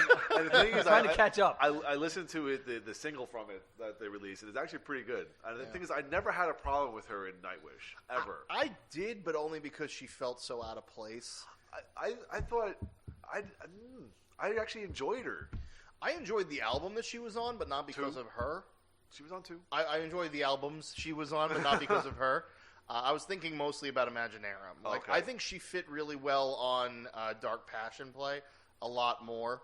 But then when they tried to write like an epic around her, I fell flat. I would agree with that. Because I think Dark Passion Play, it was like right after Tarja left, so they still had like a little bit of the operatic, but they were going more in a pop direction. She is really good at singing bitter rock songs. Like her Bye Bye doing Beautiful. Bye Bye Beautiful is Yeah. fantastic. Yeah. In the Dark Element, the first album, she put out a song called Dead to Me that I think is one of the best like symphonic metal songs I've ever heard in my life. And even on this last album, she put out like so many good songs, like Songs the Night Sings. And I really like her, and I want to see what she does with Russell Allen. I haven't actually heard the single yet, so I think you're right though with the Imaginarium part is that there's no dramatics in her voice. She's just a straightforward hard rock singer pretty much. Yeah. There's no dynamics really there. So like to have someone like Floor singing for them now is definitely the way to go. They needed an opera singer, and they settled for a rock singer, I think. Yeah. You know, and seeing them perform, I saw them perform with Annette once, and I thought they were great. Yeah. She did pretty well with the Tarja stuff. I mean, there's only so much you can do with a full-on operatic singer. Yeah. You know, coming off of that. So, yeah. All right, so after a highly successful year of international touring and continued work on a new studio album, UK grindcore pioneers Napalm Death have announced a new 7-inch digital EP to be released via Century Media Records on February 7th. The release will kick off the start of the band's campaign for musical destruction, headline European tour alongside I Hate God, Misery Index, Rotten Sound, and Bat. That's the name of the band, Bat? Bat. Man. Door. Yeah. Door. That's right. Gotta catch 'em all. I want them to come back around here. Yeah. They were good. But that's a band that I finally bought one of their albums and obviously thoroughly enjoyed, and then I added them to my list, and I was like, I have a lot of shit to catch up on. They're pretty prolific, right? They have like they put out stuff double-digit albums. Yeah. They're up to like 13, 14. And they've been around for forever. One of the names, like when I first started getting into music, they're one of the names that were always there. Like somewhere in the 90s. I think they've gotten to the point now where they're putting out more EPs than LPs. But I think a lot of bands are doing that. Yeah. The only thing that bothers me is when they do like these digital-only releases. Cause I like physical copies of things. Yeah. You know? All right. So speaking of Nightwish will release their 9th studio album, Human Nature, on April 10th via Nuclear Blast. The long-awaited follow-up to 2015's Endless Forms Most Beautiful will be a double album containing 9 tracks on the main CD and 1 long track divided into 8 chapters on CD 2. Sploosh. Yep. Serious boner alert. Yeah. Serious boner alert. I wasn't crazy about the last album, so I liked it a lot. I liked it a lot too. I think they underutilized Floor a little bit, and there was not enough Marco. There should have been more duet type stuff. There absolutely should have been. I feel like as an album, though, the songs that they put out, I enjoyed a lot. Some of them, I think, like I still listen to on the regular, and I will like always go back to. I love the title track. I love Elon. I love, Shudder Before the Beautiful. Yeah, that's a great song. I love that one. I love the first half of the last track. Yeah, because the last like 10 minutes of it is poetry. Yes, so I can deal without that, but that is one of the only songs on the album that has a very good interaction between Marco and Floor, and it's very, very fucking good. You can tell that like when they're like performing together that they, enjoy each other's company, and they clearly work well off of each other. Yeah, so I'm really excited for this new record. Yeah, and I've had a fucking crush on Floor for the longest fucking time because I think not only is she a great singer, but I think she's tall, and that's just like my thing. Yeah, so. I didn't get into Revamp as much, but I liked After Forever was really good. I liked After Forever, and I liked Northward. I haven't heard that yet. It was pretty good. I just got it. It's in his box of fun. Check it out. So I will have a copy of that there eventually. We go. Yeah. All right. So next up here we got Testament released the long-awaited follow-up to 2016 album Brotherhood of the Snake on April 3rd. God, was it that long ago? Yeah. Yeah. Wow. That's when we did the Pokemon video. Yeah. That was a good video. It's still one of my favorite videos on the channel. It's that one and the Grand Magus video. Those are my 2 favorites. I like that one a lot. I think the Blind Guardian one and the Orphan Land one are still just for the effort that went into them. Like, Yeah. we're so well done. We're patting ourselves on the back here. Yeah. It's okay to look back on stuff from a couple years ago and go like, that did come out pretty good. Yeah. Oh, I meant to do a Throwback Thursday thing for, or like a Flashback Friday thing for this past Friday because it marks the release of Beyond the Red Mirror. That's a good idea. So yeah. I think I'm pretty sure it came out the 24th or the 31st. So I might still have time. Nice. But yeah. Repost that review. Yeah. Speaking of Blind Guardian, they revealed to Francis Loud TV that the band is about to enter the studio to record its next album. According to Hansi, the other guys used the time when I was working on Legacy of the Dark Lands and provided me with material which I already have come up with vocal ideas for. So we are ready to hit the studio. We start pre-production at the end of January, and the real production for the album will start around April. And what we have in mind is mixing in November. So I would guess that the album will be out in the first half of 2021, and after that, it's very obvious that we are going to hit the road again. There you go. So obvious. I didn't love the orchestral album? The orchestral album. I enjoyed it. I thought it was good for what it was, but I realized listening to it is okay, I want an operatic metal band, but I don't want a metal band doing an opera. I prefer the heavier tone to it. I've had a problem in the past with albums with narration. Specifically Z2. I had a very big problem with the narration. Well, that's why you got to listen to the raw. Yeah, I love the raw version so much If more. you listen to it with the narration, it's and with the sound effects added, it's just dumb. Yeah, it's the raw version though is so good. Yeah. But this one with the Blind Guardian one, it's a little jarring when they stop everything and then it's just narration with the sound effects and then they go into music. Yeah.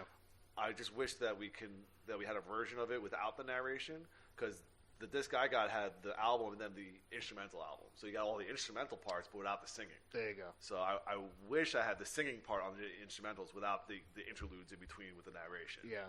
That would have been preferable. Van Canto did that for one of their albums. I forget what the album was called, but it was one with the Bard's Call on it.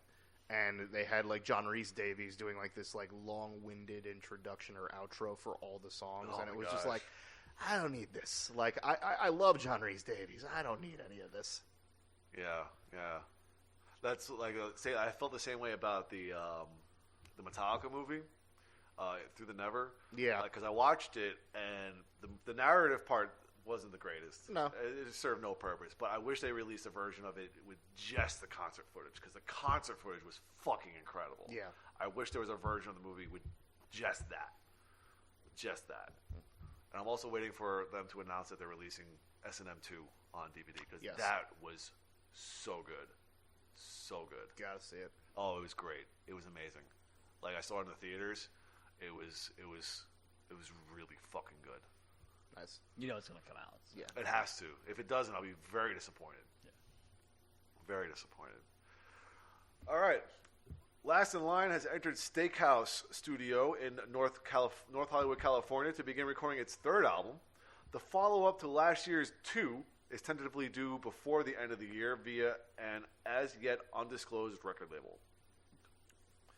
And last but not least, here before I have to go get the charger for my computer, Dee Snider has confirmed that he is working on a live DVD and CD recording during the touring cycle for his latest solo album, For the Love of Metal, which was released in July of 2018. The new set, which may end up being called For the Love of Metal Live, is expected to arrive later this year via Napalm Records. Dee Snider is really on a roll for the past couple of years. The metal album was fantastic. I thought it really shocked me how good it was. And then he showed up on Phil Campbell's album for I forgot what the name of the song is. I think it's called These Old Boots or something like that. But it was a really great rock song. I'm starting to get more appreciation for his stuff. I don't know anything about his solo stuff, or anything outside of really Twisted Sister. So I think I recall listening to his last solo album and really enjoying it. Yeah. So, but again, a long time ago. So yeah. All right, so we are now into The Good That Men Do. All right. So, Queen and Adam Lambert and Alice Cooper are among the artists who will perform at the Night Fight Australia Brushfire Relief Concert next month. The February 16th event at ANZ Stadium in Sydney will raise money for communities across Australia reeling from the devastating brushfires in recent months. Queen and Adam Lambert are scheduled to play a sold-out show at the same venue on February 15th and have agreed to donate their stage set to the brushfire concert. Cooper will be in the middle of an Australian tour next month. Also scheduled to appear are Katie Lang, Olivia Newton-John, and Peter Murray, among others. I don't know who that is. Anyway, the event will be hosted by writer, actor, and comedian Celeste Barber. All concert ticket profits will go towards rural and regional fire services, the Red Cross, and the RSPCA. Good. Also performing for the Australian Fire Relief is Faith No More. They added a second Manchester performance on June 9th at the O2 Apollo, with both the band and Live Nation donating all proceeds from the outing to the Australian Fire Relief Funds established by Wires and the CFS Foundation. It's good on them. Mm-hmm. I can actually see Live Nation just like looking at it and just going like, oh, you don't mind paying the extra fees now, do you? Yeah. Oh, it's going to a good place. Oh. No, they're also thinking about it as a business thing. It's like, man, we can't tour Australia if it's on fire. Yeah, exactly. Fuck. There's a whole market right there. So many bands have been doing like so many like things given to that. Metallica gave them $500,000. I mean, I love hearing about that because they gave more money than Jeff Bezos from fucking Amazon, the richest man in the world. You know who else did? Parkway Drive. They gave $30,000. You know what's funny about that is that Parkway Drive has a GoFundMe campaign going right now, and they have raised $127,427. Jesus Christ! Yeah, so that's crazy. Yeah. Their goal, of course, is $250,000. But the thing is, like, people are still donating as it goes. Yeah. So.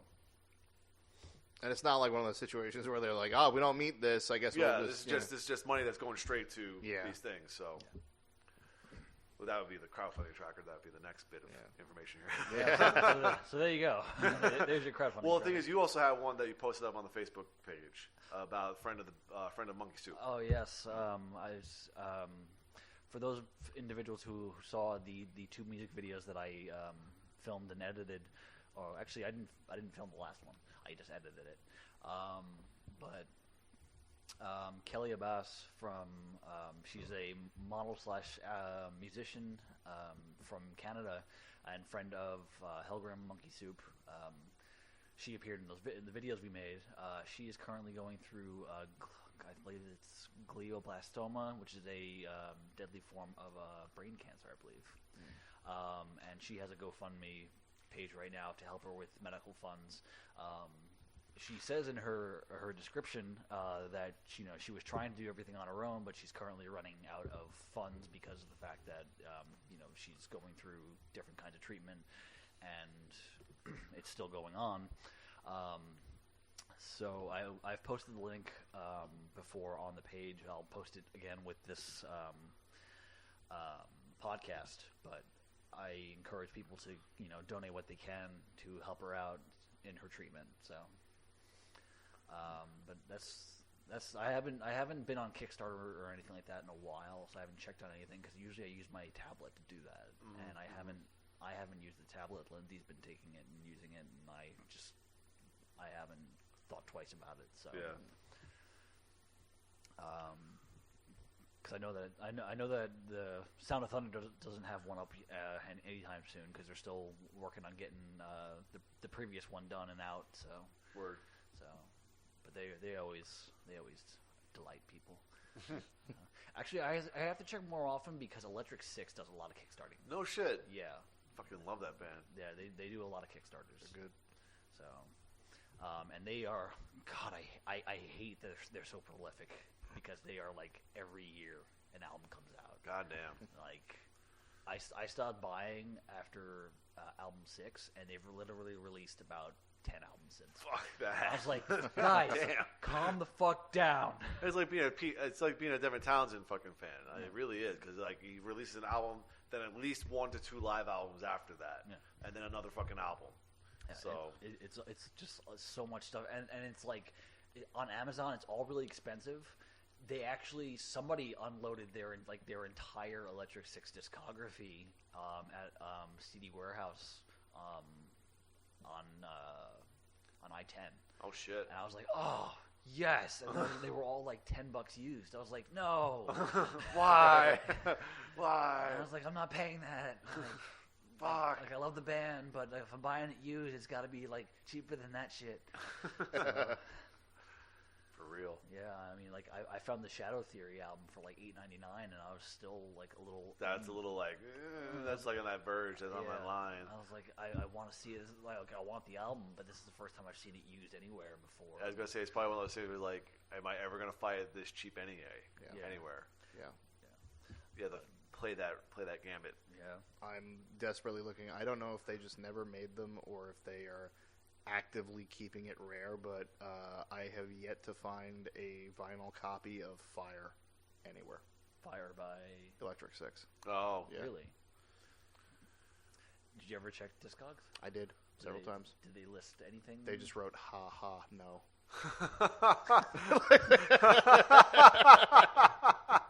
Oh, that's wonderful. That's wonderful. Because you need Dance Commander on vinyl. I do. I need Dance Commander. I need Gay Bar. So I Pat, need naked photos of your mother. I have a question, and I'm going to put this as my thing. I want to know something. Okay. All right, and you might be able to help me out with this because you're a vinyl collector. Yes. Now, the thing about vinyl is they talk about analog. They say it sounds better analog. Right. Now, what happens if a band records an album digitally and puts it on a vinyl? Is that still considered analog? Does it have the same qualities of the old school analog sound? Honestly, I think just because I think it just depends on what it sounds like being transferred from the vinyl player to whatever you have it in. I don't have an analog player through my own thing. I don't have a tube amp or anything. I literally just put my stuff into a set of old speakers. But I think just the fact that it's on the vinyl, even if it's the same digital recording, I think there are some things that come out in the sound differently than if you were just to listen to it on a computer or something like that. Because every time, I have no information to back this up or anything, but I'm just telling you right now from stuff that I have listened to, stuff that's been from remastered albums and stuff that's been from stuff that only came out after people stopped making vinyl records regularly. The Ghost album, I hear certain instruments come through stronger than if I were to hear it on regular CDs or on digital. With Sonata Arctica, I have two of their albums, and I've noticed things in the background that I didn't notice the first time with in terms of the keyboard settings or things like that. So I think some things just pop up just because of the way it's being played. I was just always curious about that because, like I said, everyone talks about the analog experience. And yeah. For me, the way I translate analog is that you're recording to tape, and then that tape then goes to record. That's analog. Yeah. But then my thought process is what happens, like I said, when you record to a computer digitally and then take that digital recording and put it on an analog format? Does it still have the same warmth or the same quality that they call for analog recordings? I honestly don't know. Okay. I couldn't tell you the science of making a vinyl record. I only know that I get things on vinyl. It's cool to see everything blown up like that. Uh-huh. And then I do notice changes in the sound when I play it on vinyl. Do you have you tried or do you have two different copies of say you have an original copy of an old record? Yeah. And then you have a remaster copy on vinyl. I have a couple of those where I have I don't have two copies of the same vinyl from age to age, but I do have copies of CDs when they were printed. Uh-huh. I have a copy of Elton John's Goodbye Yellow Brick Road that I know that my parents got when CDs were first put out. Uh-huh. And then I have an original copy of Goodbye Yellow Brick Road on vinyl, and the sound is significantly better on the vinyl. Well, I think my question is let's say you have a vinyl of Dark Side of the Moon from 1970 when it came out. Yeah. And you get a new vinyl of a reissue. Dark Side of the Moon that's been digitally remastered. Yeah. I want to know if there's a difference between those two sounds. Couldn't honestly tell you. I've never actually put them side by side. Like these are the things I just think about when I think about like the vinyl thing making a comeback because it's supposed to be this big special thing, but the big special thing was the recording process, I thought, and then and also the playing part. But if the recording part is digital and the format's analog, what is there a difference? Can't tell you. Yeah. Okay. Shower thoughts with Chris. Yeah. No, this is what I think about when I go to Target with the kids and they're browsing through movies and stuff like that. I'm looking at these brand new spanking vinyls of classic albums with the remastered thing on. It's like, these are probably digitally remastered. Yeah. So now they are digital recordings on an analog format, and then it's got me thinking, like I said, when bands record, they typically record digitally, but they still release things on vinyl. Yeah. The only thing I can think about is that like 2 Foo Fighters records ago, they record to tape. So that is an analog recording as far as I know. Yeah. They recorded 2 physical 2-inch fucking tape, and then they probably put it out on or whatever formats they put it out on. Yeah. And that's an analog recording as far as I know. Yeah. But again, recording to digital and then going from digital to record, is there a difference? Yeah. I treat vinyl the same way I treat whiskey. I don't know how it's made. I don't know what makes a good one or a bad one. I just know that I enjoy it. That is a great way. And I also buy it cheap. So. There you go. Gotcha. So we're up to things I want. Yeah, and I just wanted to know someone else's opinion. Yeah, that's pretty much where well, it was pretty much cool shit I want. So that's cool where I got. Shit I want.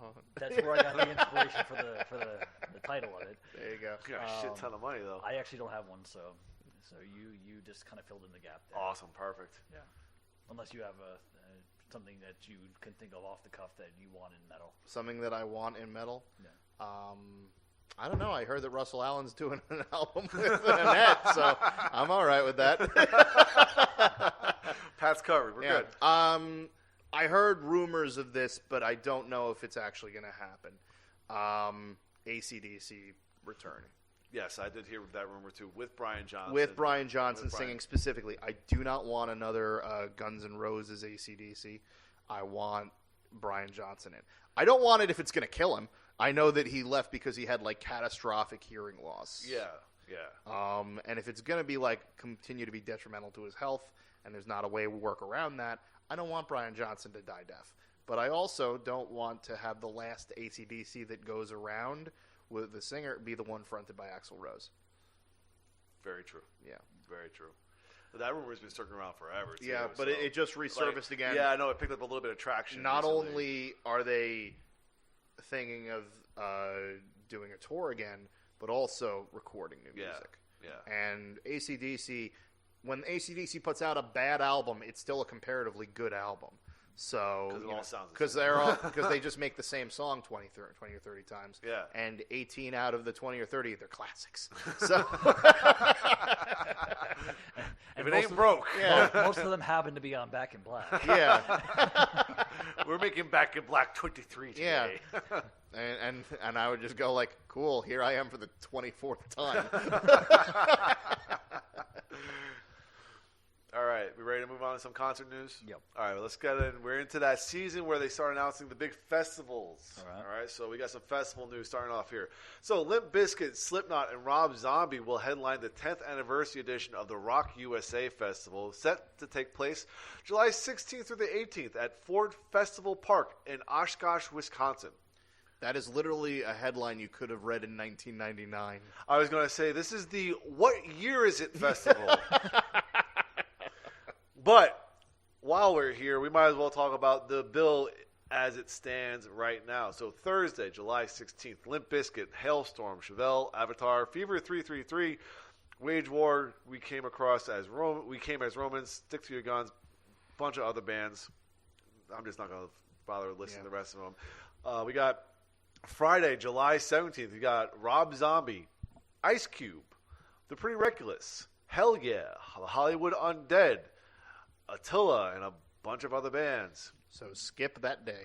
And then this is probably the one that is going to attract the most people because on Saturday, July 18th, you got Slipknot, Papa Roach, Anthrax, Steel Panther, Of Mice and Men, Bad Wolves, All That Remains, Memphis May Fire, Emmure, Insane Clown Posse Out of Nowhere, and several more. That seems like a festival that I would skip. But Yeah, because to see the same bands, you can go to Rocklahoma is set to take place on February, May 22nd, Saturday, May 23rd, and Sunday, May 24th at Pryor Creek Music Festival grounds in Pryor, Oklahoma, just outside of Tulsa. Now, in its 14th year, the 3-day camping festival features some of today's top rock artists, including Slipknot, Five Finger Death Punch, Stained, Papa Roach, Hailstorm, Anthrax, I Prevail, Alter Bridge, The Pretty Reckless, Motionless in White, Body Count, Hollywood Undead, Hell Yeah, Bad Flowers, Bad Wolves, Dirty Honey, All That Remains, Ginger, Warrant, John 5 and the Creatures, Butcher Babies, and San Antonio local legends, Jessica. see, I would rather go to that one. Yeah. Also, I know that this was like a mispronunciation, but I kind of love the idea of a band called We Came Off as Romans. Right?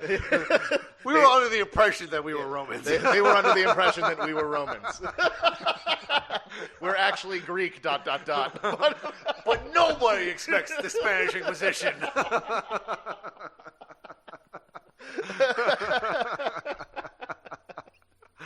Oh, that was classy. So dumb. That was nobody expects it because we came off as Romans. We put the image across that we were Romans, but we lied. I know you're under the impression that we are Romans, but sadly you are mistaken. What were you thinking? How dare you assume Our nationality. We came off as Romans, ... fool. All right, last bit of festival news here. We got the Upheaval Festival, which is a 2-day rock music festival, and it's launching in Grand Rapids, Michigan from July 17th to the 18th. The inaugural festival will feature some of the biggest names in rock music and brings a new event to Belknap Park, notably the home of the annual Breakaway Music Festival. The 2020 festival will be headlined by Disturbed and Stained. Other notable acts on the bill for the 2-day festival include Chevelle, Skillet, Avatar, Hell Yeah, Like a Storm, and a variety of regional bands. Sounds like modern rock radio's dream. Yeah, that's like a total like new metal fest. Again, what year is it? What year is it? Well, it's clearly after 2004 because Chevelle's there. Yeah, but still. And Hell Yeah. Yeah. Yeah. Like, yay, they're touring again, but do they have to? No. Can we just get that Mudvayne reunion? Yeah, I'd really rather have that happen. I don't even love Mudvayne, but I'd really much rather a Mudvayne reunion. I was going to say I'd rather Aaron Lewis stick to yelling at his audience. Oh, God. And his solo material. As somebody who's worked backstage for a couple Aaron Lewis shows, let him stay in Stained. I'd really rather that than have him just be the grumpy old country dude. I thought you were going to say grumpy old cunt that he is.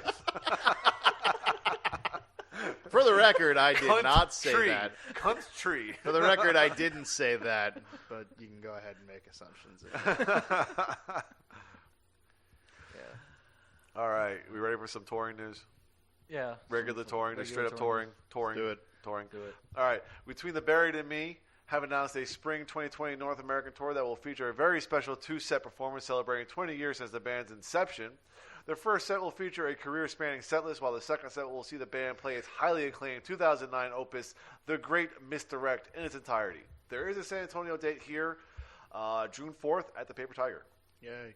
As long as they play Voice of Trespass, I'm good with that. Ministry has announced a summer 2020 U.S. tour with support from KMFDM and Frontline Assembly.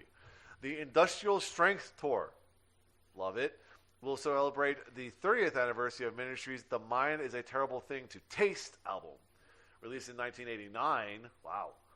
And featuring hit singles Thieves, Burning Inside, and So What, the record further cemented Ministry and Al Jorgensen as music innovators ahead of their time and produced a voluminous, aggressive sound that became a trademark for the industrial music genre. San Antonio date, July 26th at the Aztec. I mean, they should probably call it the Current Controversy tour, Yeah. considering the fact that you have a member of ministry that's like what they were brought up on. What kind of charges was it? Like pedophilia? Yeah, something like that. Yeah. Yeah. So that, and I'm pretty sure the female vocalist from KMFDM tweeted something that had a lot of backlash. Yeah. So I was like, okay. I hope it was towards the guy from Depeche Mode in keeping with their name, but because that's what the KMFDM actually stands for. Kill motherfucking Depeche Mode. Is it really? Yeah. That's great. Really? Yeah. But they actually have a New York date for that as well. I don't remember what it is, but they are going to be at the Paramount. Cool. And you'll probably be. And I'll probably be broadcasting live. Yeah, there you go. From the studio at the Paramount, brought to you by New York Cancer and Blood Spec. Sorry, did my tics from work just kick through? I was going to say that sounded very professional there, Pat. Yeah. Your radio voice kicked in real good. Oh God. All right, Volbeat has announced 15 U.S. headline dates as part of its Rewind, Replay, Rebound World Tour, bringing the trek to cities including Las Vegas, Nashville, Atlanta, Baltimore, and New York. Special guest Clutch will be direct support on all dates, so you can expect that collaboration every night, I would hope. With the exception of the May 2nd in New York. No, I'm sorry, Hershey Park, Pennsylvania. Which will feature direct support from Gojira. Fuck. The picture books will open each night on this tour. I know that they're playing on a Wednesday night, so I might actually miss that because that's when I'm on the radio. But if I can get to see that show, I'm going to be very excited. Yeah, Yeah. Because I love seeing Clutch live, and Volbeat's one of my favorite bands. So yeah, that's definitely, and plus that song. That song "Die to Live" is so you get to hear that every night. Yeah. So that's great. All right, The Darkness will spread their Easter is canceled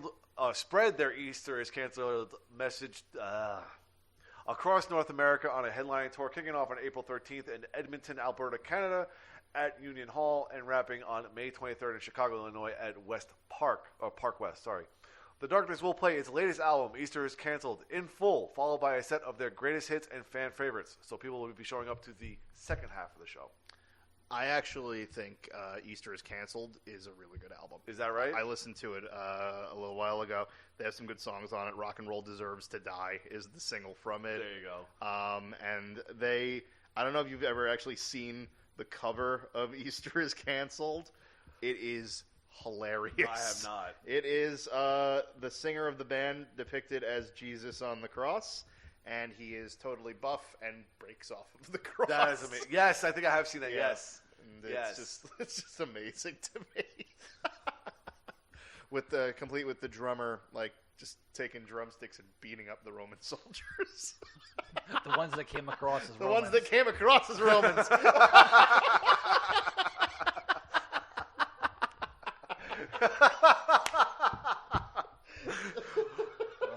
Oh my God! We play any kind of medieval game tonight. There's going to be a lot of come off as Romans. Yeah, Jokes if tonight. Castle Panic happens. Yeah, Castle Panic happens. These sons of bitches came off as Romans and they're orcs. What the fuck? God damn it! It's Troy all over again. Anyway. All right, are you ready for some copy and paste bullshit here? Yep. Let's do it. Rock and Roll Hall of Fame band Bon Jovi has broken every touring record imaginable, topped every chart, and received every accolade, and now has its sights set on kicking off 2020 with new music and touring. The Grammy Award-winning band announces the Bon Jovi 2020 tour today, whenever that came out. It's presented by Live Nation. It will start in the U.S. this June and play arenas across America. The tour will feature Bryan Adams because Canada hasn't given us enough. San Antonio date, June 23rd at the AT&T Center.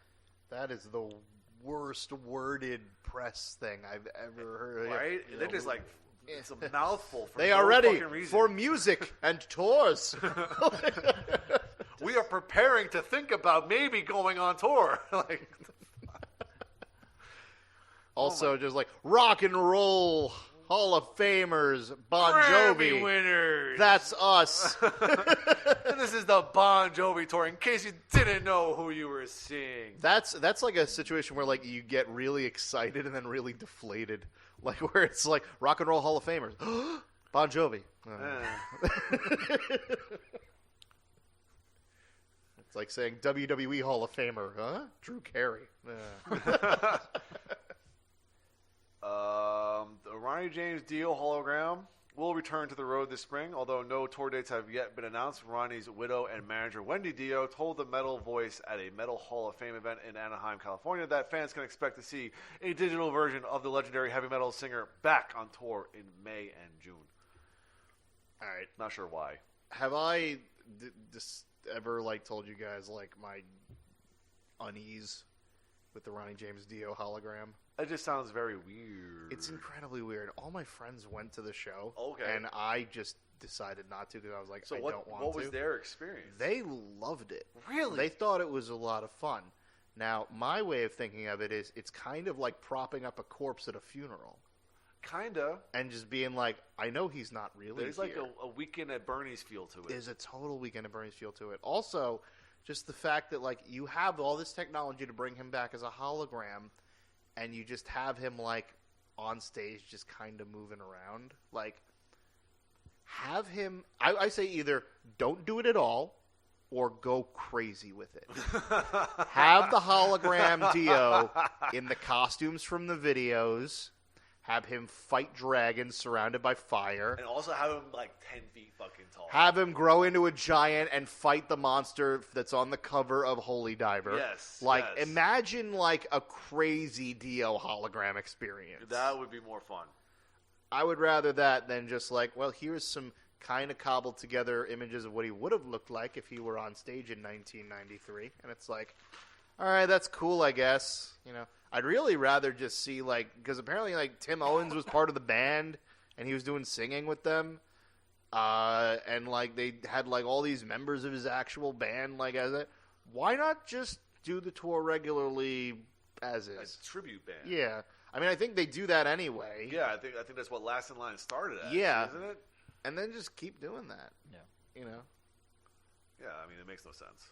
It would be like if every time you went to go see Black Star Riders, they just had like a glowing hologram of Phil Lynott just standing in the background. Yeah. All right. Possessed will team up with Pestilence for a North American tour in the spring. The Revelations of the Ancients 17-date trek presented by Eternal Rock and Asteri Agency will kick off on March 17th in Houston, Texas, and will make stops in Toronto, Brooklyn, and Richmond before concluding in Tampa, Florida on April 3rd. Joining them on the bill is the Black Moria. I would go see that because I want to see Possessed. So, what else we got for touring news? Megadeth and Lamb of God are rumored to be headlining this year's Mayhem Festival, which is making its return. Code Orange has announced details of a U.S. headline tour set to get underway this spring. The Underneath the Skin tour, and this is Underneath the Skin is one word, and it's an underscore tour. I don't know if that's intentional or if that was a typo on whoever wrote it up. Anyway, it's set to kick off March 30th in Boston, Massachusetts, and will feature special guests Show Me the Body, Jesus Pierce, Year of the Knife, and Machine Girl. Okay, I've never heard of any of those bands, and I immediately want to hear all of those bands. Right? Show me the body. Because, like, you know, show me the money, Yeah. but show me the body. Year of the Knife sounds like it should be a Five Finger Death Punch album. Right? And it's just a picture of some brutish guy, like, just, like, stabbing some guy twice in the skull. Gotcha 6.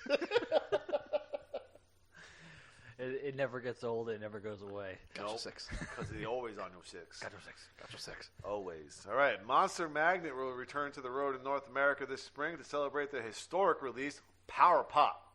Power Trip. Sorry. Damn, that was bad. I think I read Power. I skipped to the P at the end. Yeah, no, whatever. Yeah. Anyway, their live set will feature select cuts from the seminal album as well as your Monster Magnet favorites. Support on the tour will come from Nebula and Silverbomb.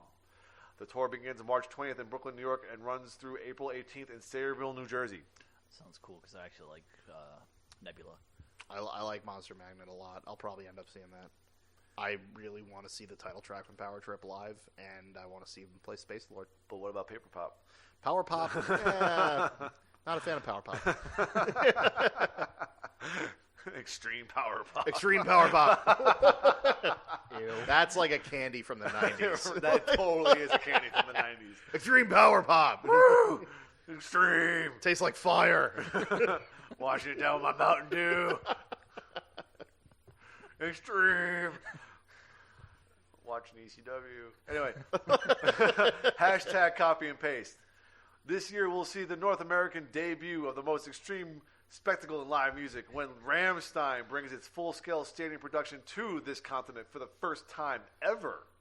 Rock and roll's most ambitious pyro-theatrical experience will be on display for a series of 10 open-air dates beginning August 20th at Parc Jean Drapeau in Montreal and setting 8 U.S. stadiums ablaze before a final bonfire at Foro Sol in Mexico City on September 27th.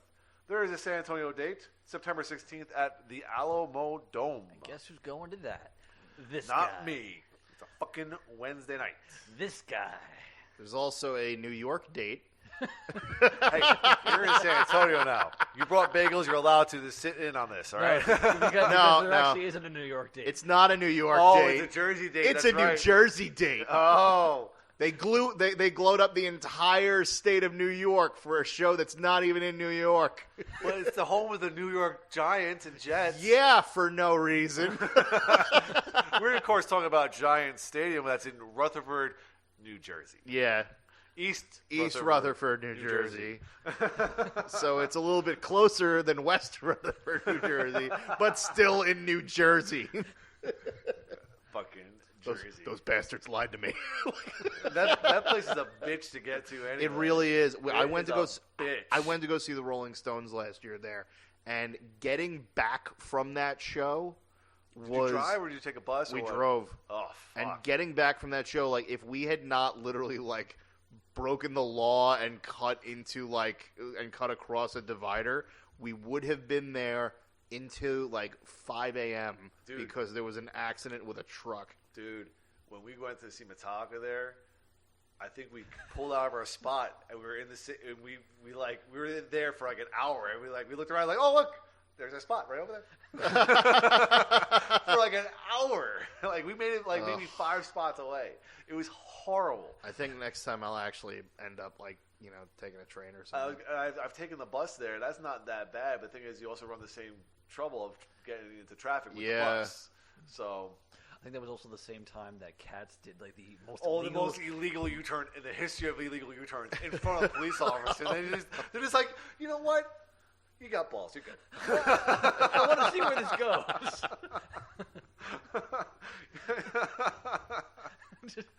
Just one of those things where it's like, oh snap! Oh, there's a police officer. Oh, No, I'm pretty sure there were multiple police officers. yeah. I think they were just God. sitting there. Like they really were just like, Huh. Like, oh damn! check this bastard out. Mom, are you seeing this? All right, last but not least here for some touring news, Doro Pesh has announced her first U.S. tour dates of 2020 following her performance on this year's Mountains of Rock cruise. She is set for February 8th through the 13th and will take the stage in cities nowhere near here. She's in Poughkeepsie in New York, so you want to make your way up to Poughkeepsie. That's okay.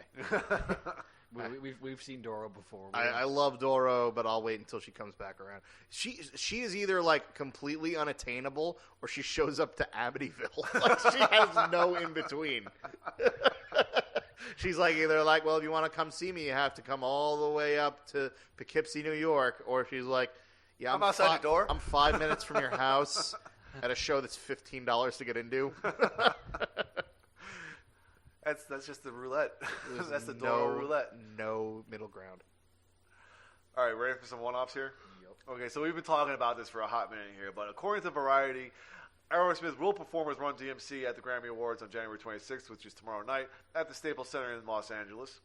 The legendary Boston rocker slated will run through a medley of hits during the year ceremony, and Run DMC is expected to join them for the performance of their legendary, groundbreaking 1986 mashup that forever changed music. Love in an elevator. Yeah. The thing is, it's so done to death. Like, I'm very disappointed. I think if this were maybe 20 years ago, I would be excited about this. Yeah, the thing is, they did that at the MTV Music Awards with Kid Rock, and that was pretty goddamn amazing. Yeah. But this just feels like they're really what they do now. It feels like is they get again the stalwarts of the rock community to play their classic songs at the Grammys, just to feel that, just to you guys are represented too. Yeah. But we're not going to represent you with anybody new. You know, they had Metallica go up there with the mashup with Lady Gaga. That sounded good. Which was great, actually. The actual live performance started because the microphones went up, but the rehearsal performance, the footage sounded so good. And I actually really enjoyed that. But then, a few years earlier, they had Metallica play with a pianist for some reason, and they performed one. Yeah. The song that's 25 years old at this point. There's no real representation of modern rock at No. all in anything. And even bands that I'm kind of lukewarm on, like Greta Van Fleet. Why not let them play a little bit? I think they played on Saturday Night Live, and it was awful, and everyone was just let's never let them play live again. But they always go to the safe ones. Metallica, Aerosmith, Foo Fighters, who's their go-to for any hard rock music ever. Yeah. You know, but sucks. Yeah. But as they gear up for their 55th anniversary this year, Scorpions have announced that they will be taking over the Las Vegas Strip later this year with their exclusive headlining residency show. Promoted by Live Nation and Caesars Entertainment, Scorpions' Sin City Nights kicks off Saturday, July 4th at Zappos Theater at Planet Hollywood Resort and Casino. Scorpions will be joined by special guests Queensryche. That's cool. Right? It's pretty badass. I thought Scorpions retired 5 years ago. See, here's the thing. I actually saw this the other day. Somebody interviewed Klaus, and they were just so you retired, right? 3 times. How's that? And he just look, we're not going to say that we're on a retirement tour anymore. Yeah, we're done. We're just going to keep touring until we're done, and then when we stop, you'll know. And we'll just fade away. Yeah. The way it should be. Yeah, which is good because, people got furious with Motley Crue this year when they announced that they were going to be returning. Yeah. And because when they gave out the tickets for the farewell tour, they jacked up the price unbelievably and they're high. jacking up the price for the reunion tour now too. I mean, they're making. I think this the what I saw was that each show costs about $2 million, and there's a lot of these shows. Yeah, a lot of these shows. I would have more respect for them if they actually put out a concert that was just the "we ran out of money" tour, and legitimately just call it what it is. Yeah, put all the cards on the table and say we need your money. Look, give us your money, we'll put on a good show. This is our version of crowdfunding. Yeah, essentially. Yeah, fuck.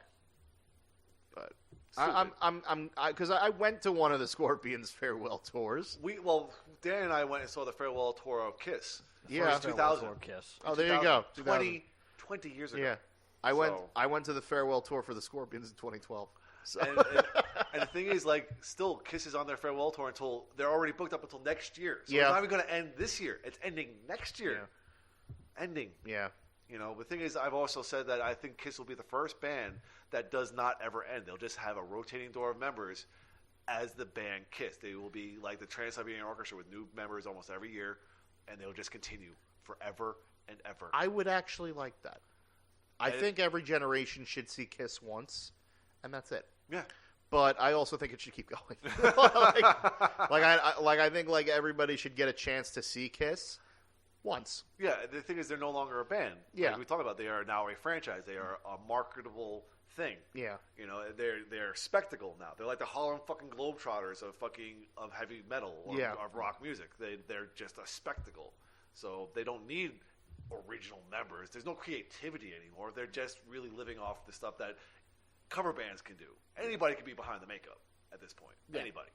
So that's my take on it. And I think I read that Paul Stanley is under the same impression that Kiss can go on without any original members. Yeah. And I would not be surprised whatsoever. It's a money maker. Yeah. But that is it for concert news. So since we're well over time at this point, we should just do the top of the hard rock charts. The top of the hard rock charts? Yeah, we'll skip the top 200 for today. Well, that's a shame because I'm sure there's going to be some Rush in there. But here's what we'll do. I'll do the top one because I can't see beyond one on the hard rock charts. And, of course, the top one hard rock album is Queen's Greatest Hits. Yes. Queen's Greatest Hits, number one. All right. But I will read this about Rush. According to Billboard, Rush song streams surged by 776%, while sales grew by more than 2,000% in the U.S. in the days following the death of drummer Neil Peart. Between January 10th and January 13th, on-demand audio and video streams of Rush's catalog increased to a combined 24.54 million. The band's 1981 classic Tom Sawyer was the most streamed song during the period with 2.8 million listens, compared to the 698,000 streams it registered between January 6th and January 9th. So from January 6th to January 9th, about 700,000 listens. January 10th to the 13th, 2.8 million. All right. Sales were at 19,000 compared to 1,000 the previous 3 days, with album sales increasing 1,820% to 6,000. Wow. Elsewhere, Rush songs took up to 23 of the 25 positions in Billboard's Lyric Find US and Lyric Find Global charts, dated January 18th. The Lyric Find Global chart and Lyric Find US charts ranked the fastest momentum-gaining tracks in lyric search queries and usages globally and in the US, respectively, provided by Lyric Find. I guess that's a website where you find lyrics. Mm-hmm. Yes. It's probably all the bands. It's like in the name. It's in the name. It's in the name. It's all the bands that wanted to play a Rush song that night and realized that it's really fucking difficult. Yeah. All right, so the global chart includes queries from all countries, including the U.S. Once again, Tom Sawyer was the most popular song on the global chart, followed by Limelight at number 2, The Trees, number 3, The Temples of Syrinx at number 4, Illusion at number 5, and The Garden at number 6. There you go. I actually, the day that he died, I found out, and like one of my students, we have like a group chat where like all my students like talk to each other, and they said like, does anybody know this Neil Peart guy who died? And I said like, yep, he's a drummer from Rush. It's very sad. And then I said immediately afterwards, new homework assignment. Everybody has to go home and watch the Rio version of YYZ right now. For real. Yeah. All right, so just while we're here, I'm just scanning through the top 200 just for Rush in general. Number 45, The Spirit of Radio, which is the greatest hits from 1974 to 1987 from Rush, number 45. Mm-hmm. All right, again, just trying to scroll real quick. Not really looking for anything else but Rush. I wouldn't be surprised if like only the greatest hits hit it. And I'll be honest with you, like if I had not heard of him, I would go for our greatest hits too. Yeah, for sure. Yeah. And plus, also, if they're streaming it, it probably depends on what they're streaming off of. What album they're streaming off of. I think that's 2 discs. So. Oh, so yeah, so that's probably covers just about everything you need to know. Yeah. It's like if I want to hear Creedence, I go right to Chronicle. Oh, that's the only thing I listen to. That's the only album I have. Yeah. Yeah. I mean, same thing with Bob Marley. I have Legend. That's about all I need. I have a box set too, but I mean, that's pretty much all I really need. It really looks like that it's just so far it's just the greatest hits, which makes sense. It makes perfect sense. It has also been 2 weeks since it. Yeah, that is also very true. I think the initial reaction was, let's just buy this stuff, but I don't think it would have played off. Yeah, let's just go with that. So number 45, Rush's Limelight Greatest Hits album was in the charts. So there you go. There you go. Okay. And we are going to call it there because we have to go eat. Yeah. Because Warrior needs food badly. I am starving, actually. So until next time, I'm Dan Mack. I'm Chris Mack. I won't be here. But still, regardless, we are collectively the Slime.